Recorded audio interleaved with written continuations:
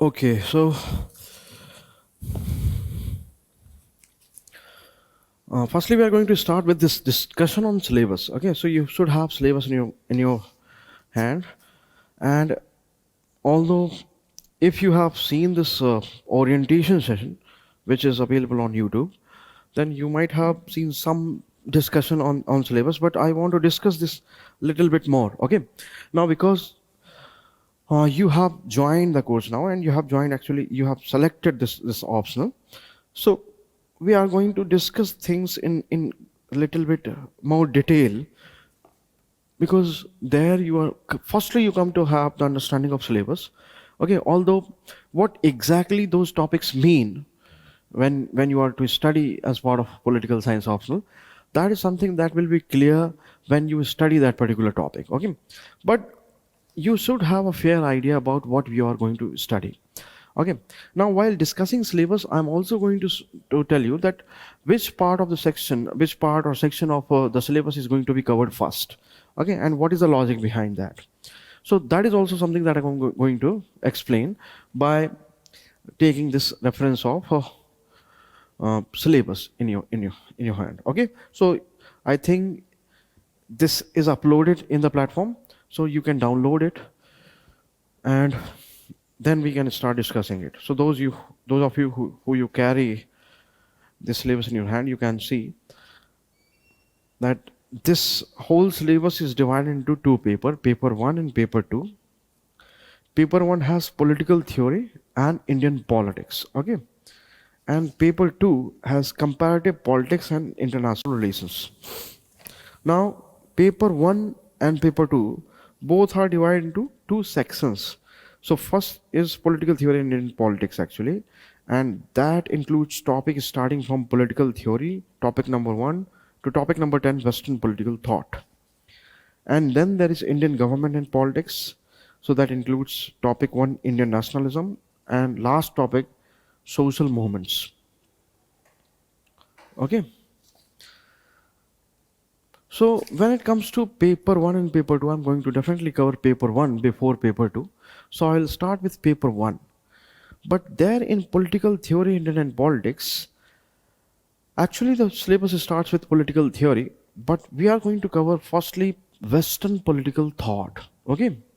Because two topics here are very important. First is Western political thought, and the second is political ideologies. Actually, they are the basis of this paper, that is political theory. Okay, so whatever you are going to study is actually based on these two things, that is Western political thought and political ideologies. Okay, now it will not be an extrapolation if I say that whole political science that you are going to study is one way or the other related with these two topics, that is Western political thought and political ideologies.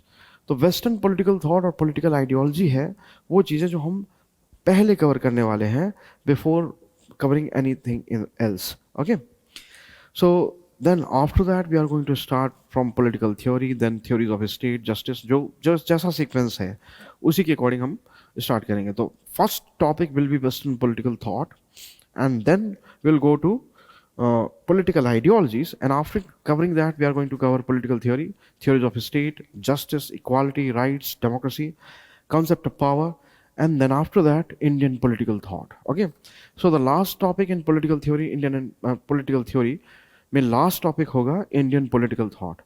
After that we are going to start Indian government and politics. Okay, so there we don't need to follow any change uh, in the pattern that has been adopted in the syllabus. So we can start doing from paper 1 section B, first topic, that is Indian nationalism. I can again go to second, third, fourth, fifth, sixth, seventh, eighth, ninth, and lastly 10th. Okay, so that is the pattern that we are going to adopt in IGP, Indian government and politics.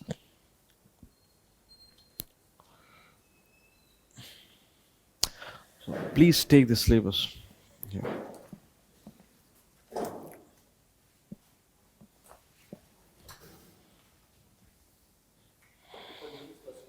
This is first class. This is first class, and this is the discussion on syllabus. So, how many of you have seen online students? How many of you have seen orientation on political science? Okay, okay, okay.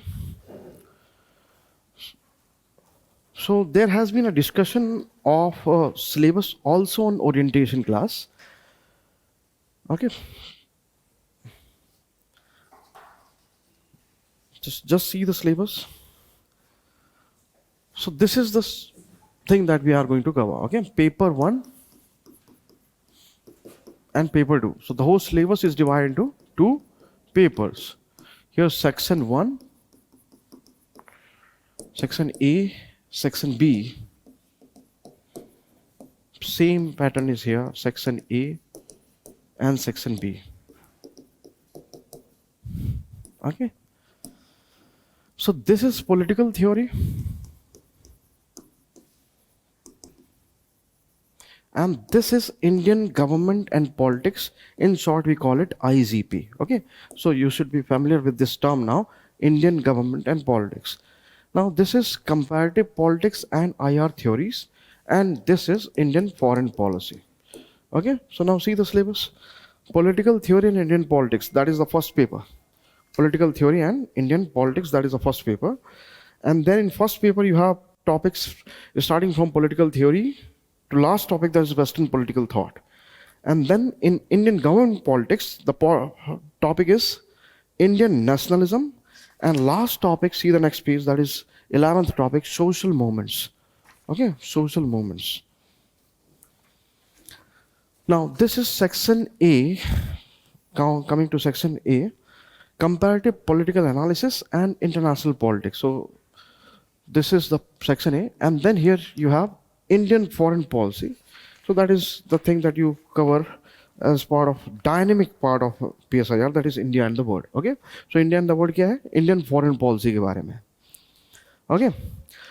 So as I told you that we are going to adopt a definite pattern of covering the topics when it comes to political theory. So see the section A. It starts from political theory, meaning and approaches to Western political thought. Okay. So point number 1 to 10. Okay, this is a part of the syllabus that we are going to adopt a method or a pattern or sequence of the topics which is not in accordance with the sequence that has been mentioned in the syllabus.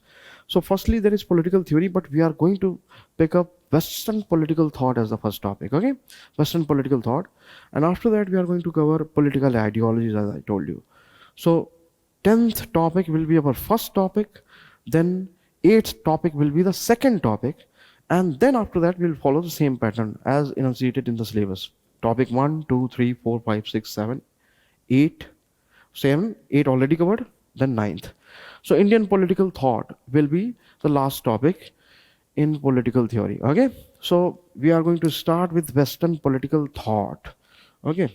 Now why so? Again explaining that Western political thought and political ideologies, they actually are the foundation of political science. So this is required to understand everything there in political theory. Nay, this is required to understand everything in political science actually. Okay? Western political thought and political ideology. After that, when it comes to IGP, we don't need to follow any other pattern.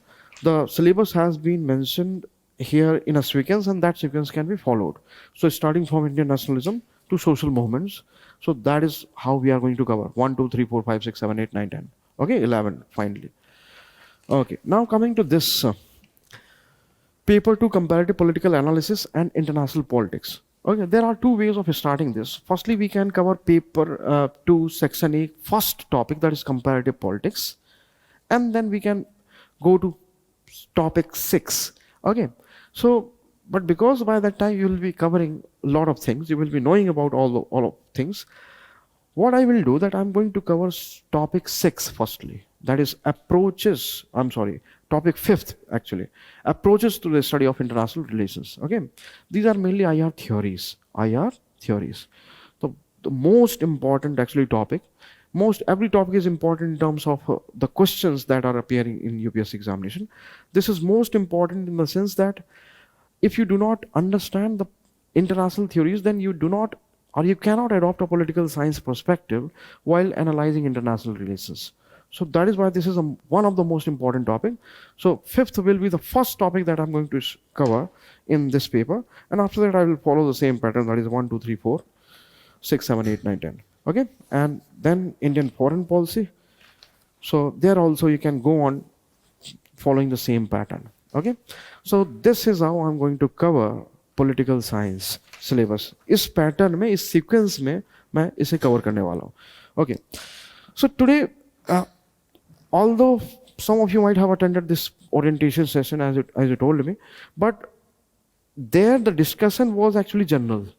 Okay, because you have chosen political science now, I suppose, then the things or the discussion on these topics as part of discussion on syllabus will be slightly more detailed, and I would like to know your point of view also. Okay, so coming to this first topic, that is political theory. So what you are required to study here, political theory.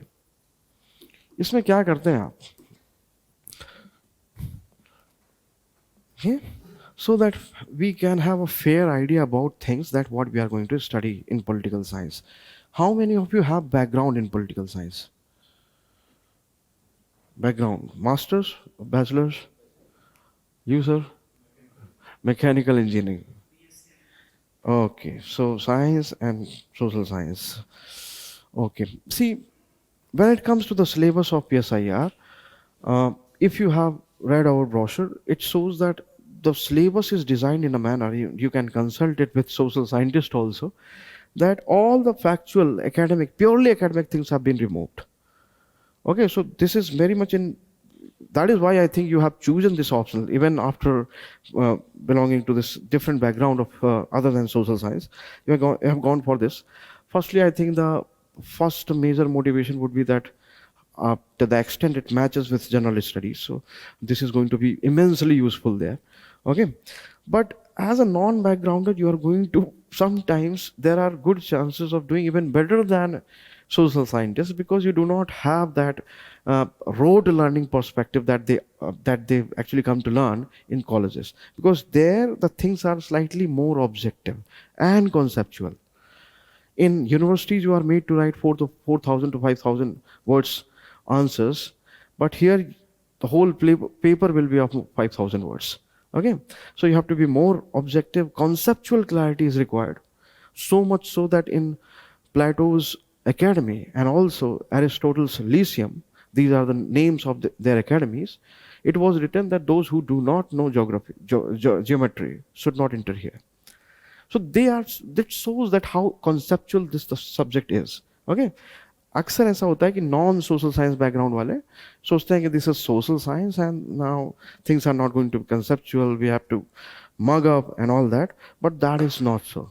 Things are very conceptual and very mathematical actually. तो उस level की conceptual clarity चाहिए होगी आपको, मतलब जिस level की conceptual clarity आप एक्सपेक्ट करते हैं, समझिए कि प्योर साइंस में force equal to mass into acceleration, okay, Newton's 3 laws of motion. So yes, that level of conceptual clarity is required. Then you write answers which are really marks fetching. And that conceptual clarity is actually visible in your answer writing when you develop that. So here I'm going to emphasize on that also, because even when when I did my master's here, before that I was also having science background. Okay, तो उसका perspective मुझे science का यहाँ पास ज़्यादा clarity आती है, या फिर आप कह सकते हैं कि when it comes to conceptual clarity, the application of scientific principles is actually required more than even in pure science, क्योंकि वहाँ पास चीज़ें मास्टर्स के लेवल में थोड़ा सा एप्लीकेशन में आ जाती हैं, लेकिन आप यहाँ बेसिक कॉन्सेप्ट अगर मिस किए तो you are going to write in different direction. Okay, so in a sense what is required is conceptual clarity. Now coming to this thing, what you are going to study about political theory, what you are going to study in political theory here, understand that firstly you need to know the term theory itself. Okay, so what is the meaning of theory?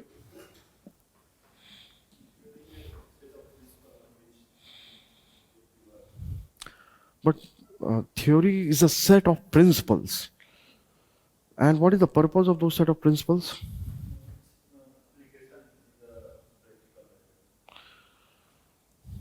No, but principle का purpose क्या होता है? Why any knowledgeable person will indulge in theorization? What would be his purpose? So if you are theorist, what you are trying to do?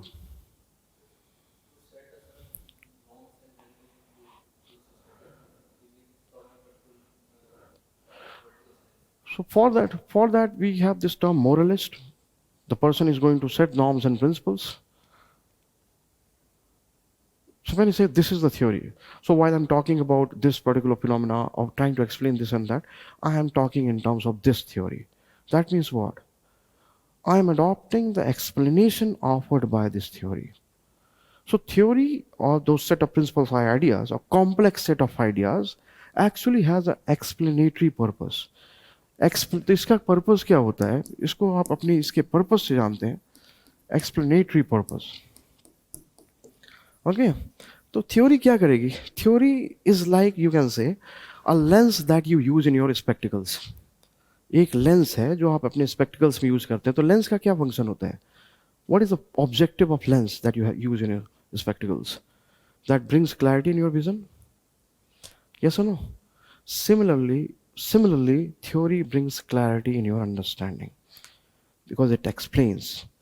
Now, there is a proper way of deciding the diopter, or you can say the power of lens, and only then the vision will be clear.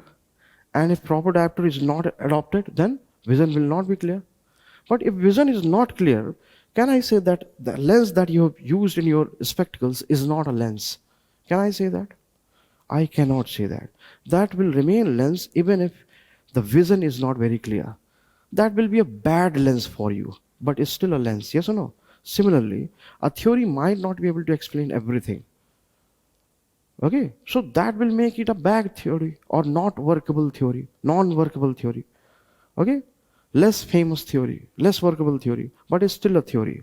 Okay, because it is known by its purpose, and that purpose is explanation. It is also known by its reach, which is universal. So a theory has an explanatory purpose, and in that attempt, it is universal in its appeal.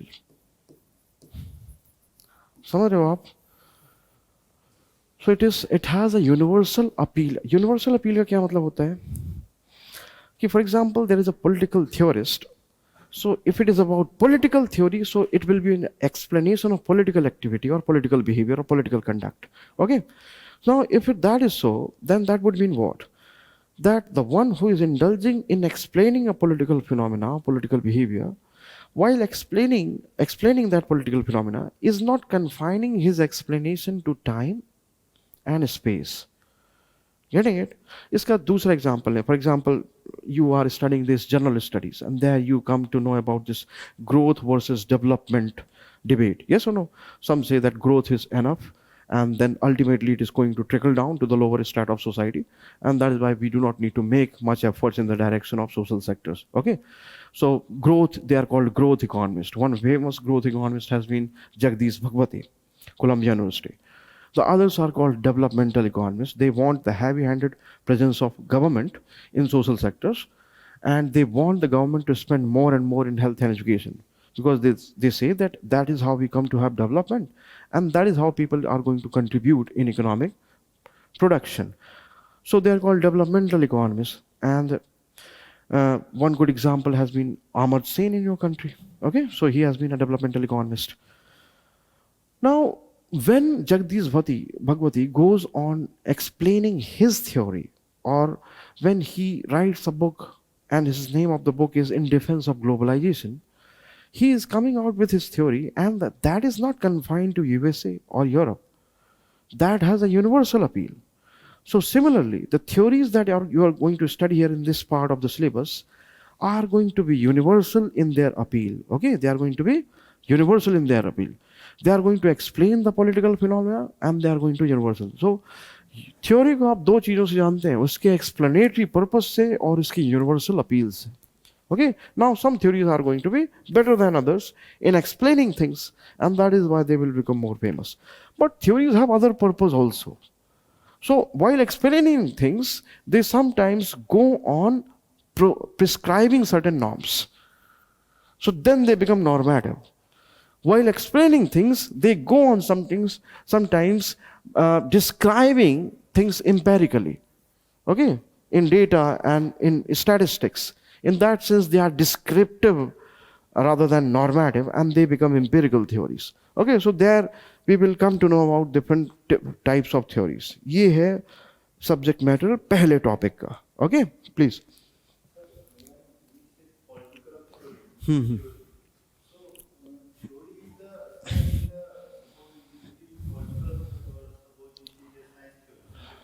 Exactly.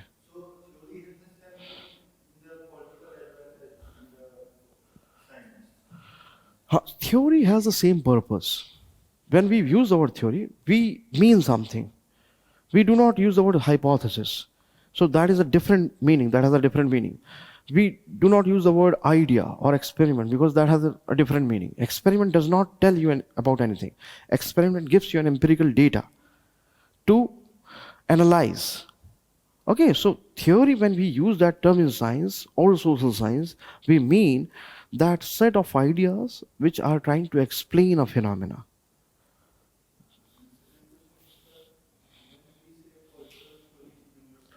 Huh. Okay. Okay.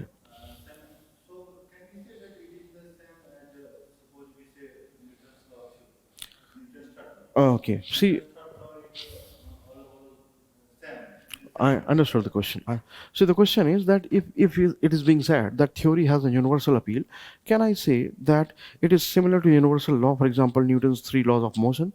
So every action has equal and opposite reaction. That is universally correct. When I say that theory has universal appeal, I do not mean that claims made by theory are correct all the time. The one who is the proponent of that theory, or the one who is indulging in that venture, claims that that is true for all time to come and for all geographies. Getting it? There is a difference. So before Newton, there has been Aristotle who has given these three laws of motion of nature, but they proved to be incorrect. Because of the evidence and because of our explorations of universe, we come to know that these are universal laws. Firstly, there has been Aristotle's laws were refuted, and then Newton's laws were established as universal laws. That has been proven by evidence now and has also been corroborated by our exploration of space. हमने सब जगह shuttles भेजी और देखे कि भाई यहाँ यही हो रहा है.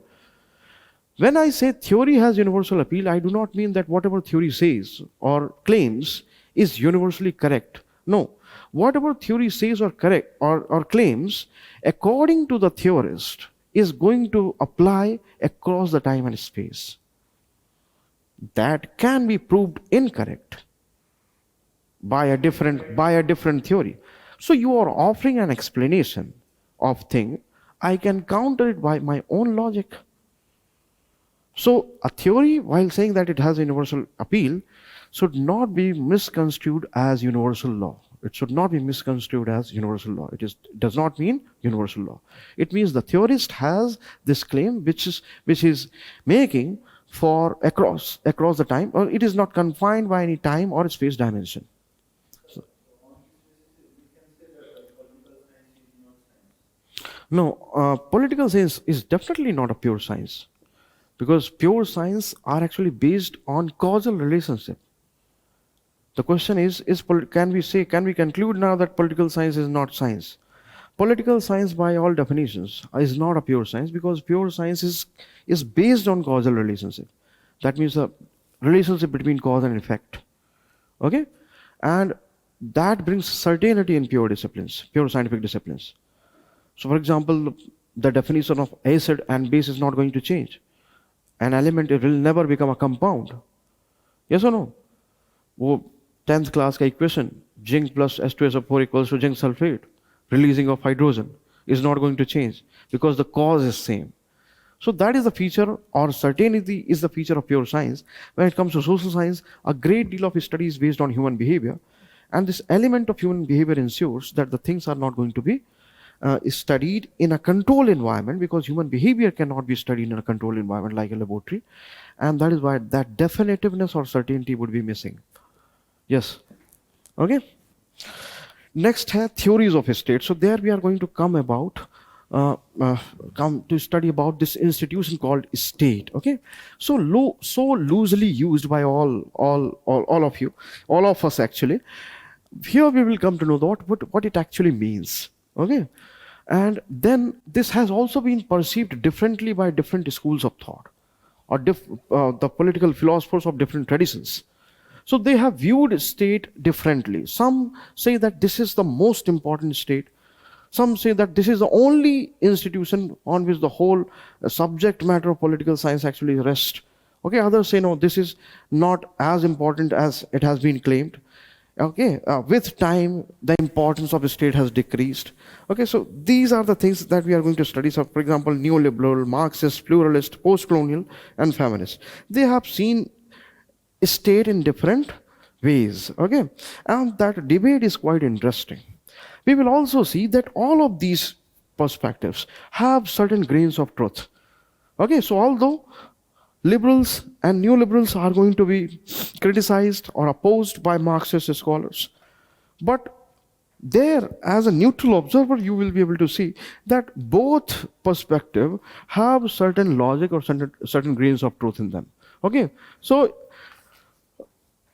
one may ask this question, that if I come to know about the perspective of liberals and classical liberals and pluralist and post-colonial with respect to the institution of state, how do I know that which particular perspective is correct?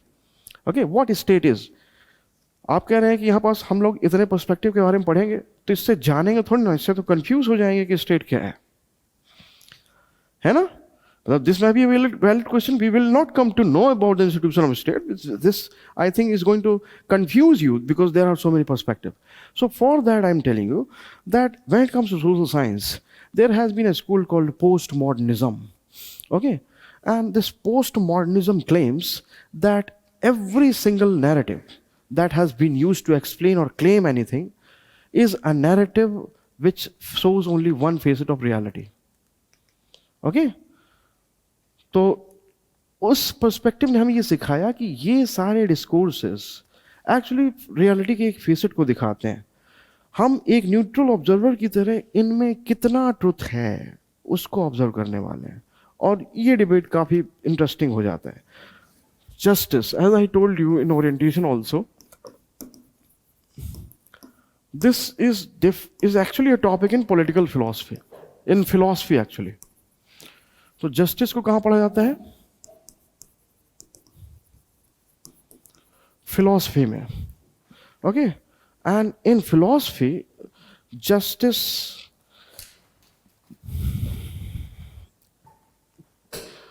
के कई सारे conceptions. There are different philosophers who have come with their own principles of justice or conceptions of justice.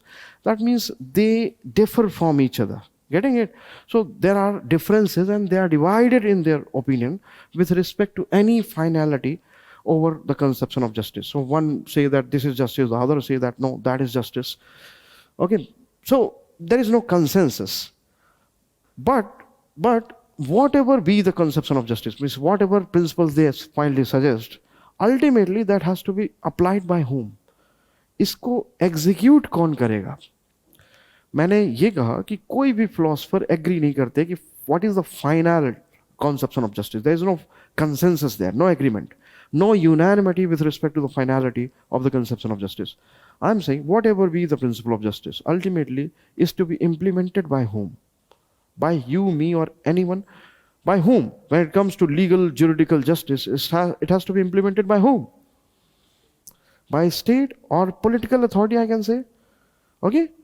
So, it has to be implemented by a political authority. Whatever be its conception, it has to be implemented by a political authority, and that is why it becomes a concern of political philosophy. So, political philosophers come to have interest on justice because of this relationship. Okay, because ultimately whatever be the principle, it has to be executed, implemented by a political authority. This becomes a reason why we are going to study justice as part of political science. Okay, now also see. Yes, please.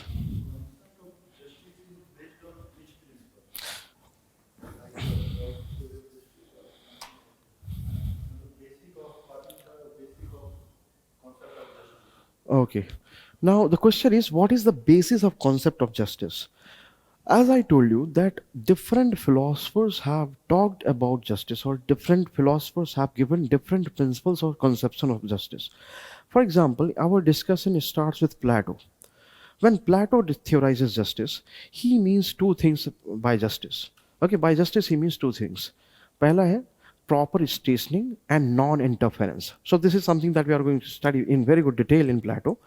So when Plato means justice, he actually means two things. That is proper stationing and non-interference.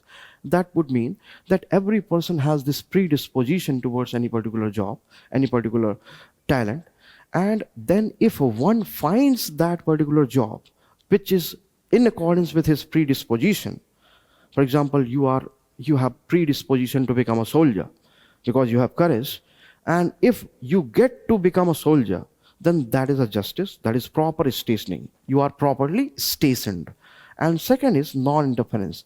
That state should ensure that no interference is caused in that particular process. So that is the principle of justice according to Plato. Now his disciple Aristotle differs from that. So it is more about duties, it's more about performance of activities, what Plato means by justice. Aristotle says no, justice is about also rights. So Aristotle talks about justice in a different manner. He says that he talks about various kinds of justice. So distributive justice, rectificatory justice, or any commutative justice. तो Aristotle कई सारे justice की बात करता है, और the most famous being that it when there is inequality then the treatment is not going to be equal. So it is equally unjust to treat unequals equally as it is to treat equals unequally. So that is Aristotle.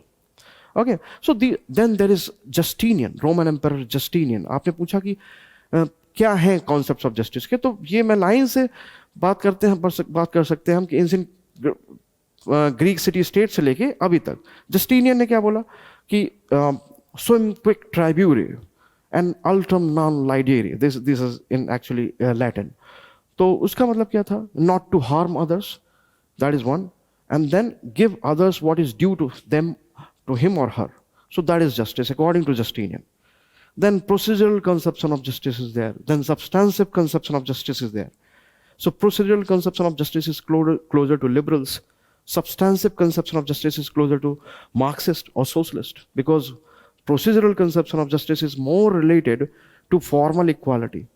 That is equality of opportunity, also called political equality, which means the absence of privileges. While substantive equality of justice goes beyond political equality and also ensures socio-economic equality.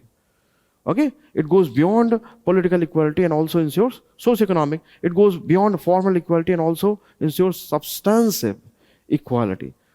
तो वहाँ पास सिर्फ equality of opportunity नहीं होती, वहाँ equality of outcomes की बात होती है. Okay? Now, after that we have also seen that liberal conception of justice which is purely procedural. Okay, because it talks about formal equality. It talks about creating a situations whereby there is equality of opportunity. Now, when there is equality of opportunity and formal equality, then the system actually stresses upon political equality. And what is the meaning of political equality? Political equality would mean that political worth of every individual is same. है ना? तो मेरी आपकी सबकी political worth same. And how to ensure that?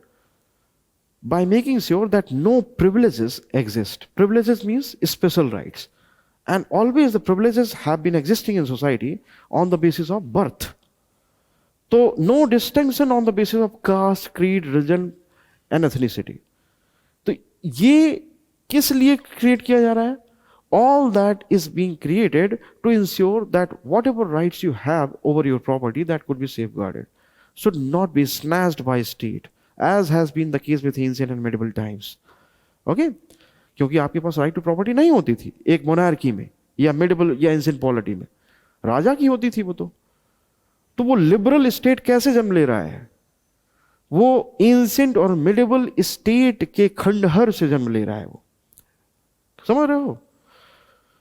तो उसने किस चीज को सेफगार्ड कहा? उसने इंडिविजुअल राइट को सेफगार्ड किया. फिर that was replaced by utility and then came roles. So roles के ऊपर तो 3-4 लेक्चर लगेंगे. आपका क्वेश्चन क्या था? सॉल्व हुआ?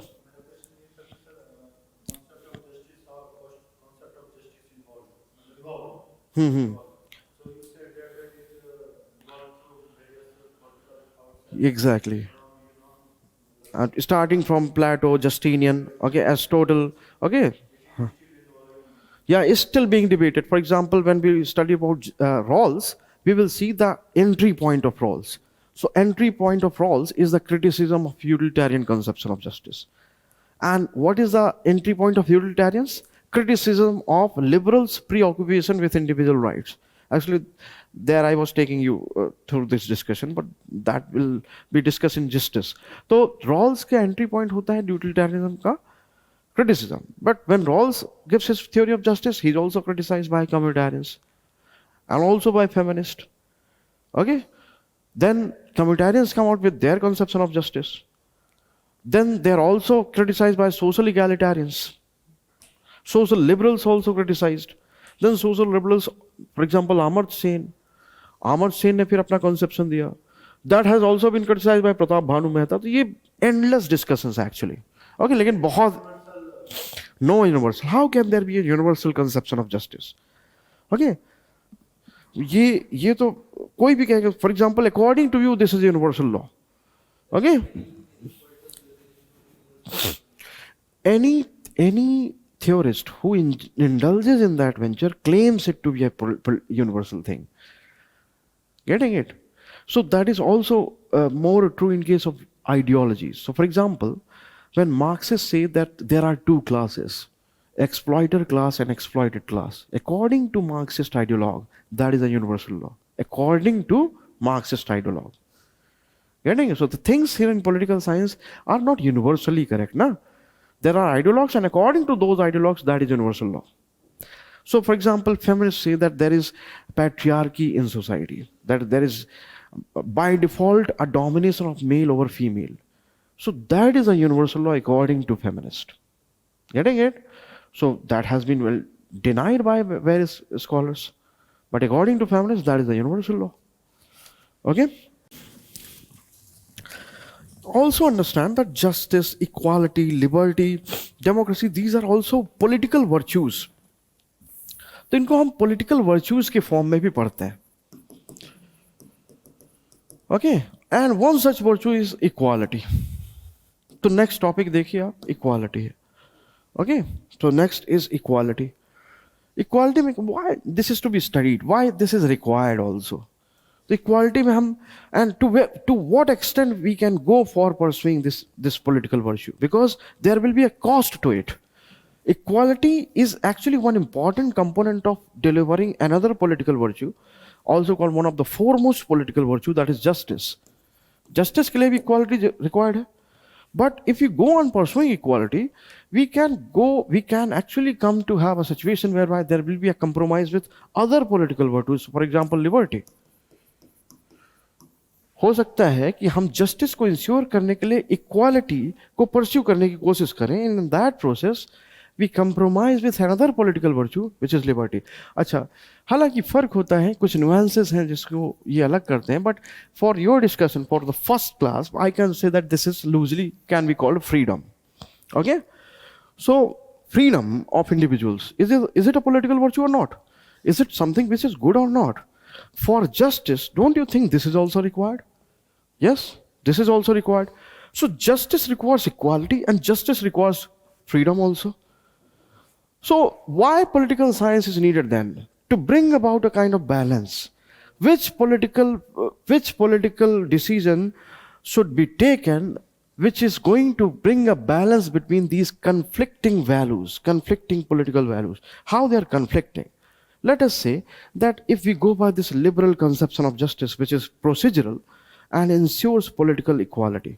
So that means it is going to ensure a political system whereby you will be having rights and all the political worth of every individual is going to be same. Okay, so you, me, everyone is going to cast one vote. Okay, and one vote means one value. So Mr. Ambani is there. He is a high net worth individual. His vote will count one, and your vote will also count one. This is political equality. Okay, so absence of privileges. Now that ensures a political system that also ensures a political economic system whereby there is equality of opportunity. So if Mr. Ambani goes on amassing property, that means that he is more talented. And by the virtue of this institution of private property and by virtue of this right to private property, Mr. Ambani can go on increasing his private property. And that is well safeguarded by state. That is well safeguarded by state. Why? Because there is a safeguard of individual's right to private property. That will lead to inequality or equality. That will lead to inequality. But if you restrict his venture, then you are going to compromise with his freedom. Yes or no? Now, in order to bring equality in the society, distribution, or you can say redistribution, would be needed. That means taking some amount of money from Adani or Ambani and giving it to poor. That means what? In one way or the other, you are compromising with their freedom, their liberty to go on maximizing their private property. Yes or no? So what will be the deft balancing, the skillful balancing? Political science comes to rescue us. Okay? So to what extent the compromise with freedom is justified in order to attain this another important political virtue, that is equality. So there you have come to study about equality of opportunity. And then also, if there is high inequality in the society, so focus should also be on equality of outcome. Equality of outcome. And through, to ensure this particular feature, you need affirmative action. Affirmative action. So that is also a topic here in your political science. See, equality में last चीज क्या लिखी हुई है? Affirmative action. Okay? So this affirmative action requires what?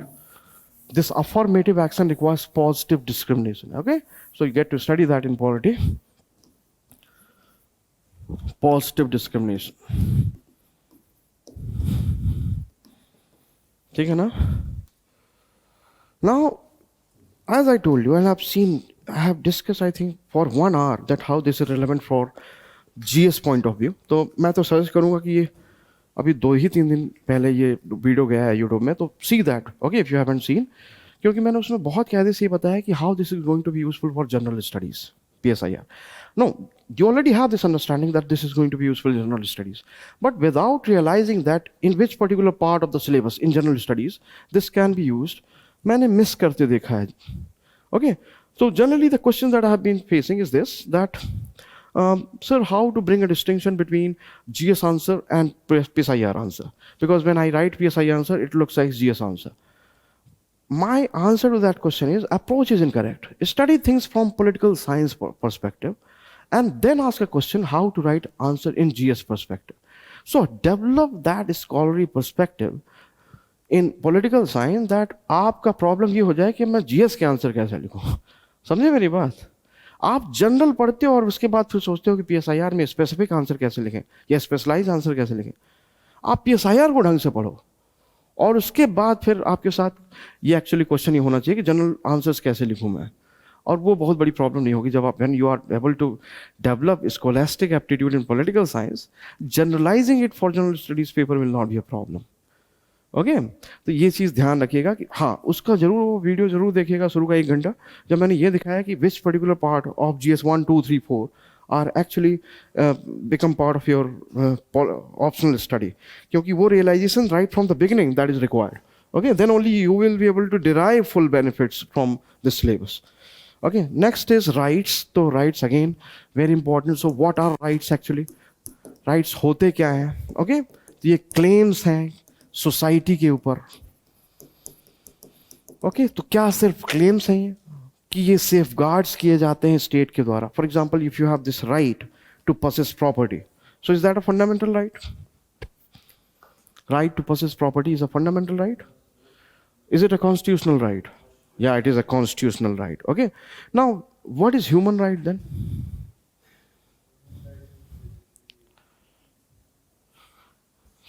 And how they are different from constitutional right or fundamental right? Basically, if the human right does not it is given from the nature. Given from the, then what is natural right? Human right. Okay, I'm just asking human right. Don't compare. the right which enables the person to develop fully his personal. Then what are fundamental rights? आप सब चीजें जानते हैं, बस ये नहीं जान रहे कहाँ क्या रखना है. Okay, very good. Actually, the thing that you explained is actually fundamental right.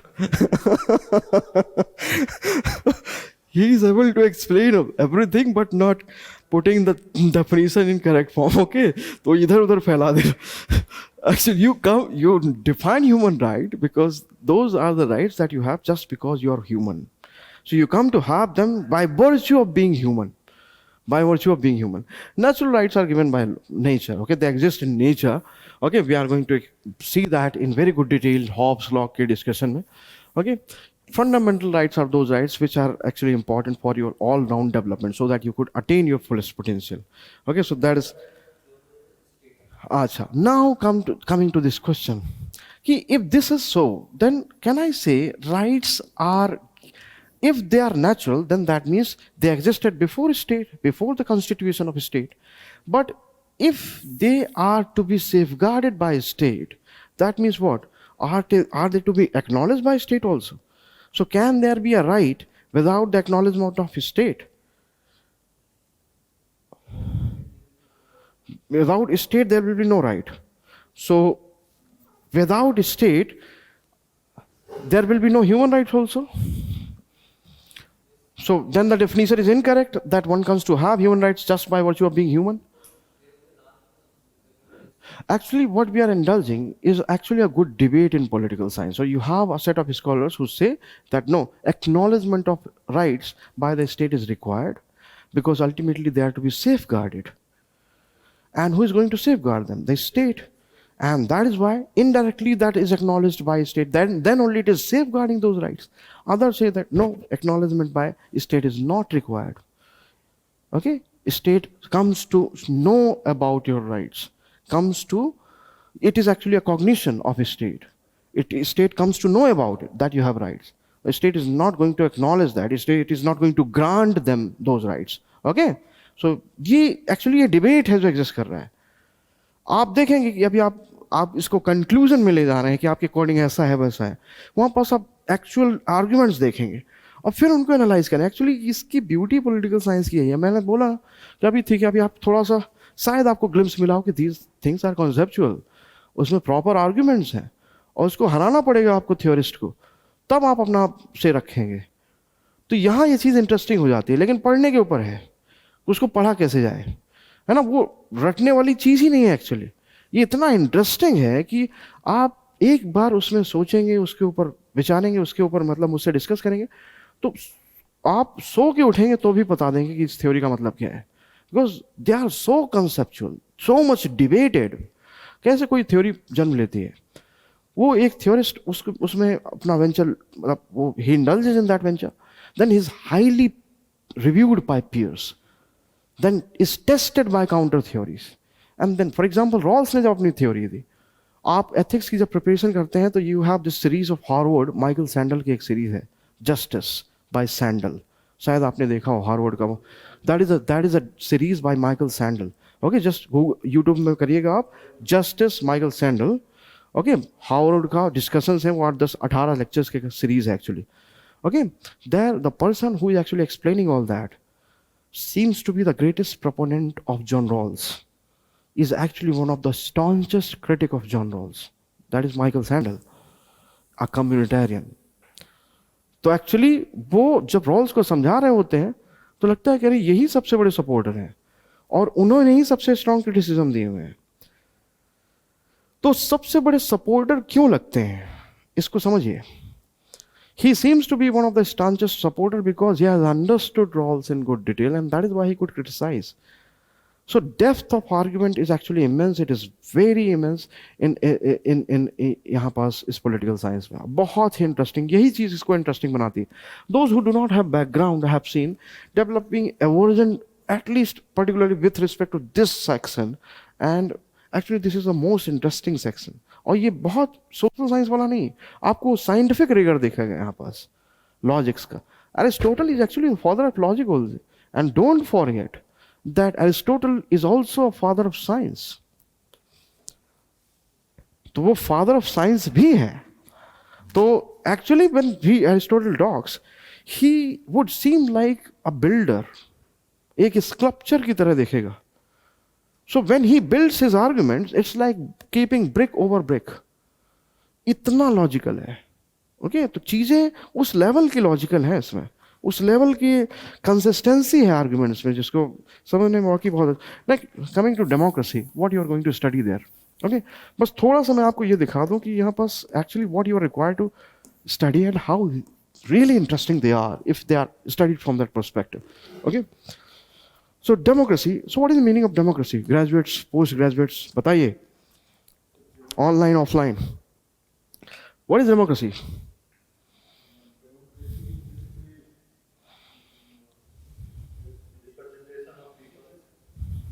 Representation of people.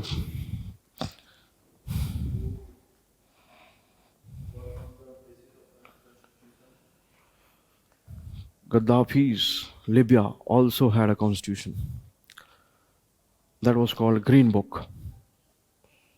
है ना? And here when we are talking about this Xi Jinping, this is making news nowadays. Also representatives. Oh, so this is Abraham Lincoln's definition. It is the rule by the people for the people. It is the government of the people for the people of the people. Okay, so that is a democracy that has been defined in terms of government. So firstly, democracy is not to be seen only in terms of government. Okay, democracy is to be seen in terms of government, in terms of state, and in terms of society. So there can be a democratic government, but may be a case that there is no democratic society. India is such an example. There is a democratic government. How do we come to know that? Because the mandate to rule emanates from people in India. Okay, who provides this authority to the prime minister to become the prime minister? People. Okay, but what about society? It's still hierarchical. Society here in India is still hierarchical.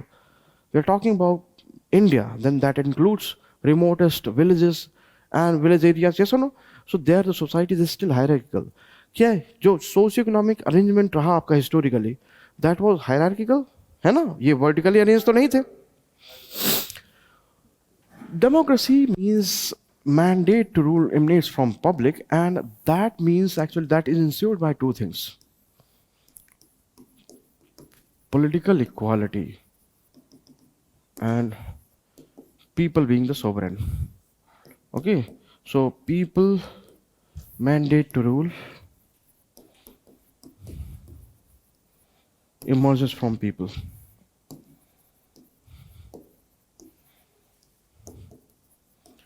Political equality मतलब political equality के बिना तो democracy is not possible. Okay, so democracy is not possible without political. So this means two things. Actually, these two should exist to call any system a democratic system. Now you can't say that these are the only things which are necessary.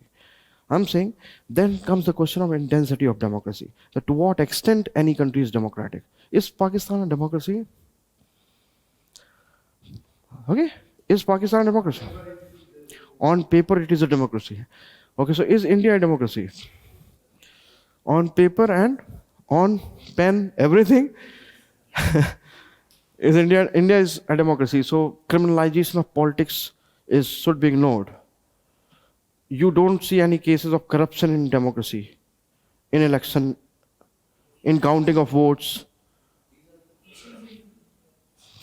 So when you say it's paper, Pakistani democracy is in paper, so you mean the same thing, no? Corrupt practices and everything. So corruption is here also in India. Is UK a democracy? Tell me, is UK a democracy? By all means, UK is a democracy. It is not a republic, but it is a democracy. Okay. So which is more democratic, UK or India?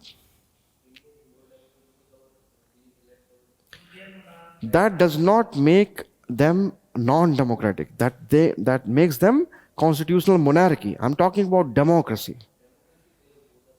Both are similar. Okay. Do you think constitutionalism is required for democracy? आपने GS2 पढ़ा है थोड़ा बहुत political? What is constitutionalism? Constitutionalism बच्चों,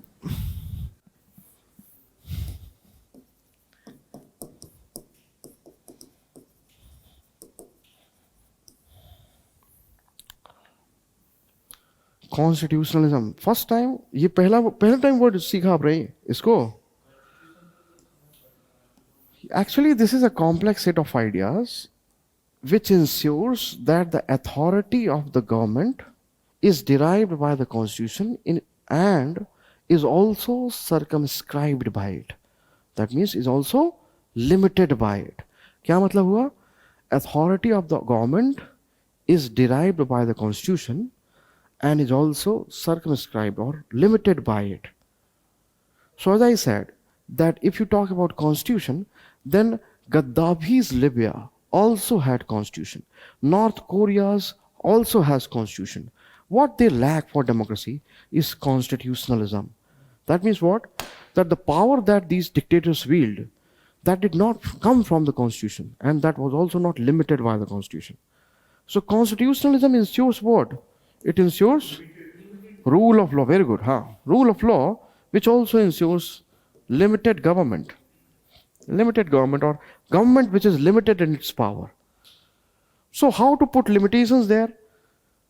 Firstly, by delineating and properly delineating the powers, the extent of powers of the different organs of the state, and also by giving some fundamental rights which are not going to be, cannot be violated even by the state. है ना? तो आप बताइए constitutionalism UK में ज्यादा है कि India में ज्यादा है? क्या लगता है आपको?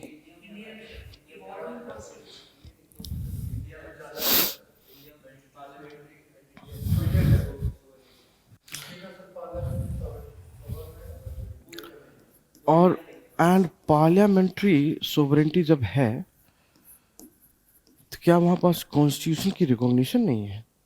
बहुत बड़ी चीज मिस कर रहे हैं आप. It is more of a practice than any constitutional arrangement. So there, the organs of the state are limited. Proper functional separation है कि नहीं? क्या पार्लियामेंट वहां पास एग्जीक्यूट करने लगती है लॉ को? देयर इज एग्जीक्यूटिव, हम वहीं से एग्जीक्यूटिव वाली चीजें सीखे भी हैं. Then there is judiciary to adjudicate laws, and then there is legislature, that parliament, to legislate. So there is proper functional separation. Yes or no? There is a separation of power or not? There is a separation of power. Okay. So constitutionalism is more about rule of law, to what extent the things are done accordance with law. It is more about freedom of media. It is more about the functioning of state organs. So how, to what extent they are acting in accordance with the spirit of the constitution. Okay. Constitutionalism by all means is actually more prevalent or more powerful in UK than India. We flout rules here. Our media is not that unbiased. It is not that objective. States organs generally indulge in corruption. Okay, the corruption is actually, Transparency International's report says that Indian judiciary is the second most corrupt institution after Indian police. ये सारी reports हैं. तो constitutionalism by all means is more strong, और rule of law by all means is more. आप यहाँ पास जाते हैं तो कितना आप स्टेट मशीनरी पे के रूल्स को फॉलो करेंगे, वो कितना रिलाई करते हैं? आप ट्रैफिक के कितने नियम इतने पावरफुल लोगों के द्वारा तोड़े जाते हैं? ये रूल ऑफ लॉ को कहाँ फॉलो किया जाता है ज्यादा, यूके में कि इंडिया में? तो कॉन्स्टिट्यूशनलिज्म का मतलब ही आता है रूल ऑफ लॉ, वो वही तो इंश्योर करता है. आप किस चीज पे जा रहे हैं? आप सुनिए, आप जा रहे हैं किसी particular feature of constitution. But when it comes to things like constitutionalism, even things like federalism, they are less about the structure of constitution and more about how constitution evolves practically. समझे इस चीज को? तो constitutionalism और federalism जैसे features, हालांकि federalism नहीं है, UK is a unitary constitution. You might be knowing that, because unwritten constitution cannot create a federal polity. ये सारी चीजें आप शायद पॉलिटी में पढ़े होंगे, है ना? तो coming back to our question, basic question, what is democracy? तो डेमोक्रेसी के लिए दो चीज जरूरी है, एक है पॉलिटिकल इक्वालिटी और दूसरा है कि mandate to rule emerges from public. Okay, now here you have three kinds of democracy. तो representative is one kind of democracy, जिसको आप बोल रहे थे ना, that is one kind. Participative and lastly है deliberative democracy. See, why to study about these three kinds? Understand, representative democracy, you come to have it by having this representatives, so people are not going to participate directly in the state affairs. Okay, and participative democracy is closer to the concept of direct democracy, because people are going to be direct participants in state affairs, governmental process. Okay, so for example, direct democracy as was practiced in ancient Greek times. Okay, some countries today, for example, indulges or adopt certain tools which promotes direct democracy. For example, आप जानते होंगे Switzerland वगैरह में, ठीक है ना? Now, deliberative democracy क्या है तो फिर? How to bring a distinction between deliberative and these kind of democracy? What is the meaning of deliberation?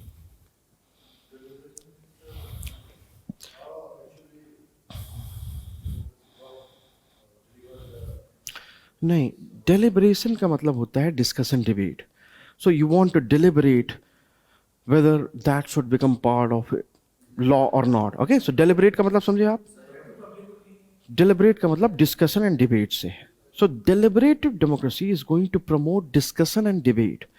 Generally what happens that when there is democracy, I will come to you, when there is democracy, then how decisions are made? Even when there is representative democracy or participative democracy, how decisions are made? Generally there is voting. Yes, there is voting, or through ballot or through any media there is voting. Okay, and then decisions are going to be made on majority. So those who are in favor of majority come to support it, getting it? So it is the number which finally becomes decisive in democracy. Yes or no? And that is why democracy also becomes what? Majoritarianism. So it promotes majoritarianism. Okay, so democracy का actually word को अगर आप इटाइमोलॉजी में जाएंगे तो ये बना है डीमो और क्रासिया वर्ड से. तो डीमो का मतलब होता है लोग, और क्रासिया का मतलब होता है रूल, KRATIA, डेमोक्रेसिया. दैट मीन्स लोगों का rule, people's rule. So people's rule practically turns out to be majority rule. Yes or no? Deliberative democracy ensures that if any decision is taken, it is not taken by the number of people who support it, but because the argument which was put forward in defense of the decision defeated the other arguments. समझे आप? तो एक ऐसा argument उस decision के लिए लिया गया, बोला गया था, किसी के भी द्वारा बोला गया, जब डिबेट और डिस्कशन में उसने दूसरे काउंटर आर्गुमेंट्स को डिफीट कर दिया. तो उस आर्गुमेंट में या उस पर्टिकुलर स्टेटमेंट में जो डिस्कशन और डिबेट में विनर निकला, उसके ऊपर डिसीजन बेस्ड है. ओके, तो पार्टिसिपेटिव डेमोक्रेसी, और ये कह सकते हैं कि पार्टिसिपेटिव डेमोक्रेसी में भी हम यही चीज इंश्योर करने की कोशिश कर रहे हैं कि नहीं, when people will participate they will actually discuss and debate. So how the distinction is to be drawn then? Deliberative democracy presumes that there will be a separate class of professional politicians who are going to indulge in politics on the behalf of people, and then they are going to deliberate. So there will be a deliberation not at public level, but by the class of professional politicians. So this is theory. So when we apply this term, we actually mean a different system whereby there will be professional politicians who are going to indulge in discussion and debate, that is deliberation, and there they will take decisions on the basis of that argument which turns out to be a winner argument in discussion and debate. समझ रहे हो? So a very good idea. Don't you think that this must be promoted? This is the only thing which can actually help in establishing or attaining the essence of democracy. Otherwise, it generally tends to become or recedes into a system whereby things are being governed by majoritarianism. है कि नहीं? Democracy में क्या होता है कि हर एक चीज मेजोरिटेरियनिज्म या मेजोरिटी तय करने लगती है. तो बहुत ही अच्छे debates actually this subject is really then concept of power. Okay, तो पावर पावर को हम पढ़ेंगे यहाँ पास कि what is the meaning of power, what is the traditional conception of power. तो ट्रेडिशनल कंसेप्शन ऑफ पावर क्या है? A is exercising power over B. How can I guarantee that? Because A is able to get B do what A wishes.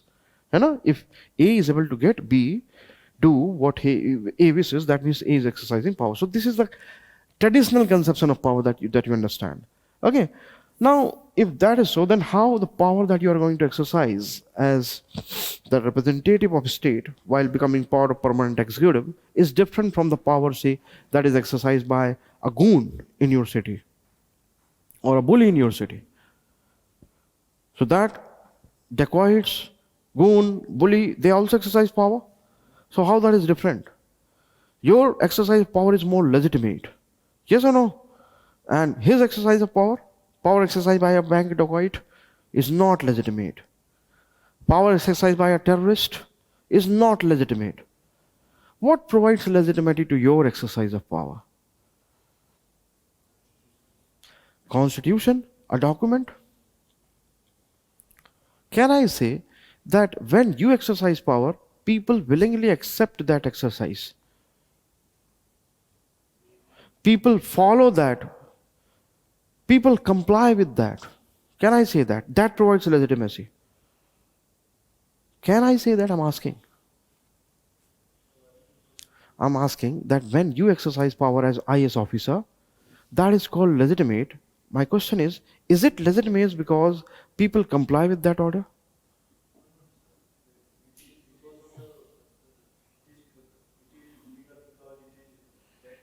Legitimate. It is legal, that is a different question. Why it is legitimate? Why you consider that it is what provides legitimacy to your exercise of power? It is driven by the constitution. So if constitution does not have all India services, then also there can be a mechanism of IAS officer, yes or no? There can be. So it will not be a constitutional service then. But then also it will be legitimate, yes or no? It will be some other documents, because it is So you think that it is the legal thing or legal document which provides legitimacy? Is the exercise of power by Kim Jong-un or Gaddafi legitimate? Or the authority exercised by them was also legal? Was that legitimate? Was the exercise by Saddam Hussein was legitimate? All that is by legal documents or constitution. Some would say that is a legitimate. But that is widely opposed, that it is not a legitimate government. क्योंकि कोई decent होता है तोप में लगा के उड़ा देता है. What provides legitimacy है क्या क्वेश्चन है ना? How to determine the legitimacy? If it is willing compliance, if it is compliance again, then compliance वहां भी होता है. ISIS भी कहलाता है. कल आपके ऊपर कोई AK-47 लगा देगा तो compliance होगा कि नहीं? That will not be a willing compliance. So can I say that? Can I say that there is a willing compliance? Mutual agreement. Willing compliance also connotes mutual agreement. So can I say willing compliance is a criteria?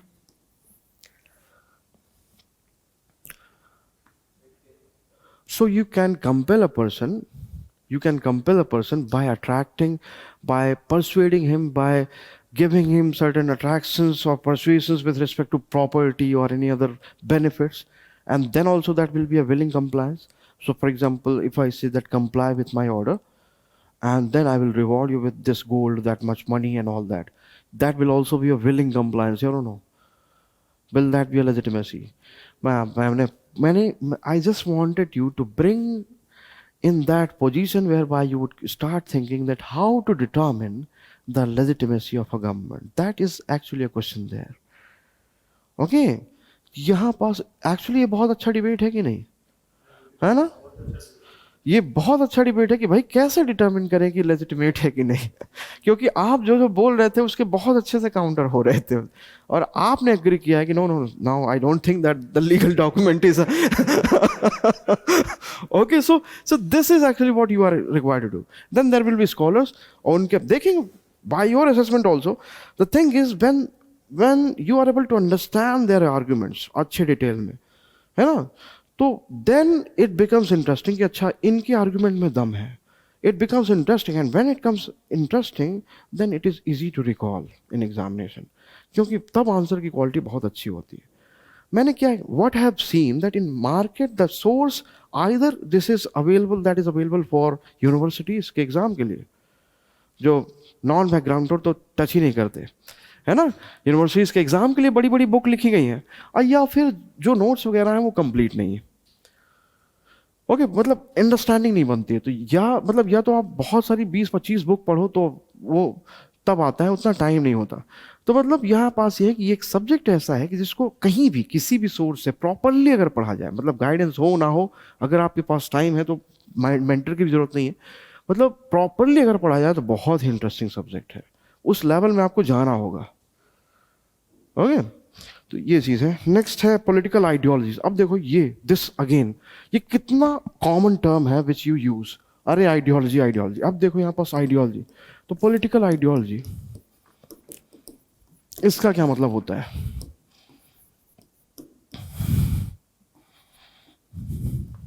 Anyone what is ideology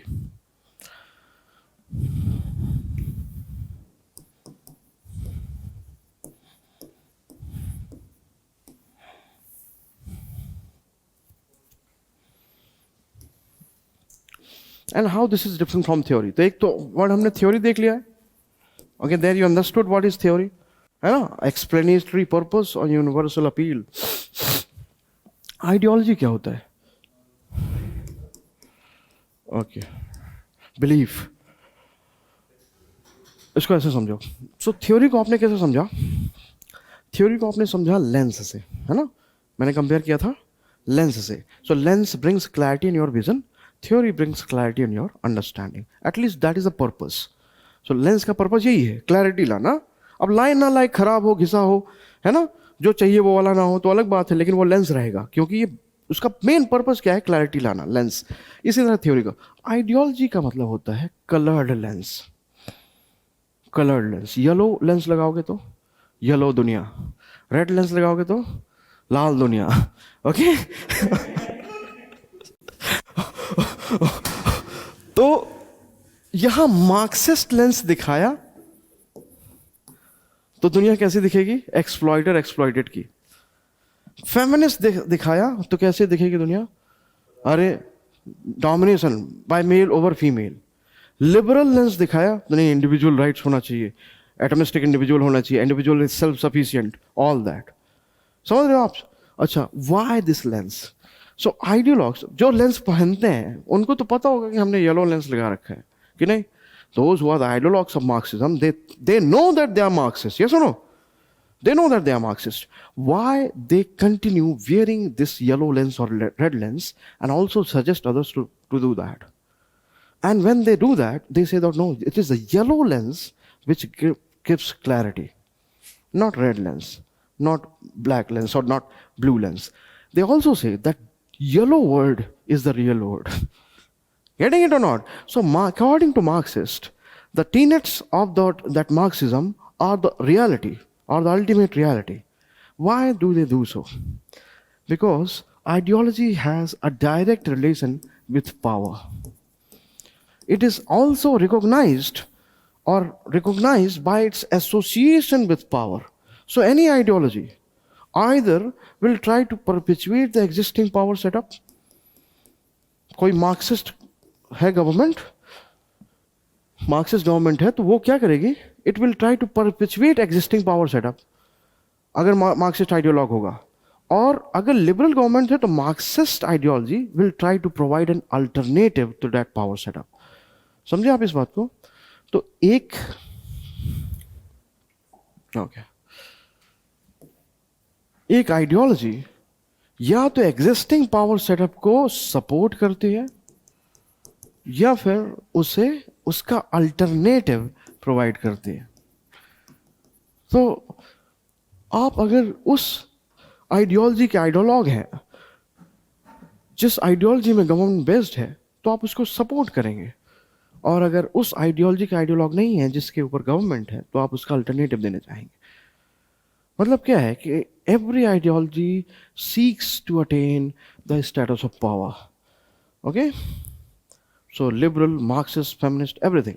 और हर ideology के एक fundamental tenets होते हैं, fundamental tenets होते हैं, और उन टीनेट्स में वो इंटरनल कंसिस्टेंसी होती है, और उसी इंटरनल कंसिस्टेंसी के बेस में they claim that they know the final truth. Yes please. Power means here political power. No, I am saying that ideology is also to be recognized because of its special purpose to attain political power. So if it has already has attained political power, so it will support the same political setup. And if it is seeking political power, that means it is trying to provide an alternative political setup. समझे इस चीज को? ये मतलब है इस चीज। Okay, तो जैसे फॉर एग्जांपल अभी है एक लिबरल डेमोक्रेसी है इंडिया में। Okay, so now the leftist government, leftist ideology, the people with leftist ideology will try to come out or will try to suggest an alternative political setup, power setup. ठीक है?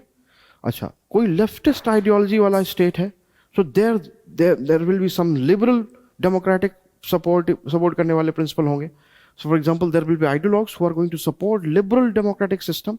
So there, the ideologues of liberalism are going to provide or will provide or will suggest, will try to propagate under the confines of state only an alternative power setup. Okay, तो ideology को आप कैसे समझते हैं? उसके power relationship से. Okay, तो या तो वो सपोर्ट करती है एग्जिस्टिंग पावर सेटअप का, या उसे अल्टरनेटिव देती है. Okay, so can I say that ideology is different from theory in the sense that it cannot be taken as something which is going to explain things in at least disinterested way या unbiased manner में, है ना? क्योंकि यहाँ पास biasness आ जाना बहुत natural होगा कि नहीं?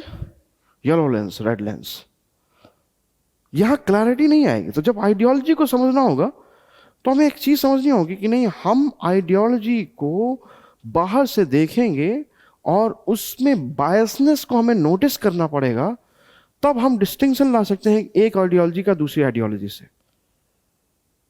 ओके, क्योंकि it will be biased towards certain section और towards a certain political class. Definitely it will be biased. Okay, या नहीं? तो ये चीज है.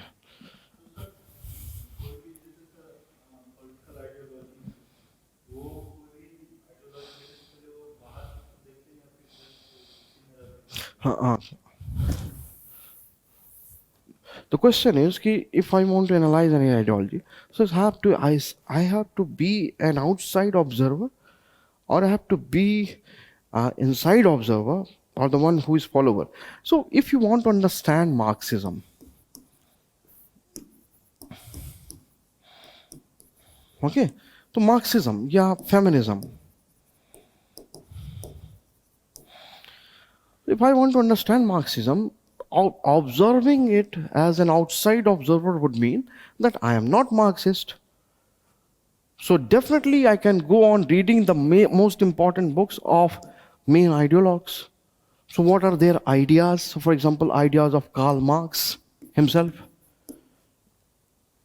Okay, here ideas of say Mary Wollstonecraft, Simon de Beauvoir. Okay, so Simone के idea. Okay, Carol Patman की idea. So key figures in that ideology. So through the work of those key figures, I will come to know that what is their agenda. Okay, what is their agenda. Also by understanding the time and context, I will understand it further. So I don't have to be an ideologue of Marxism to understand Marxism. Although if I am an ideologue of Marxism, then also I can go on understanding Marxism.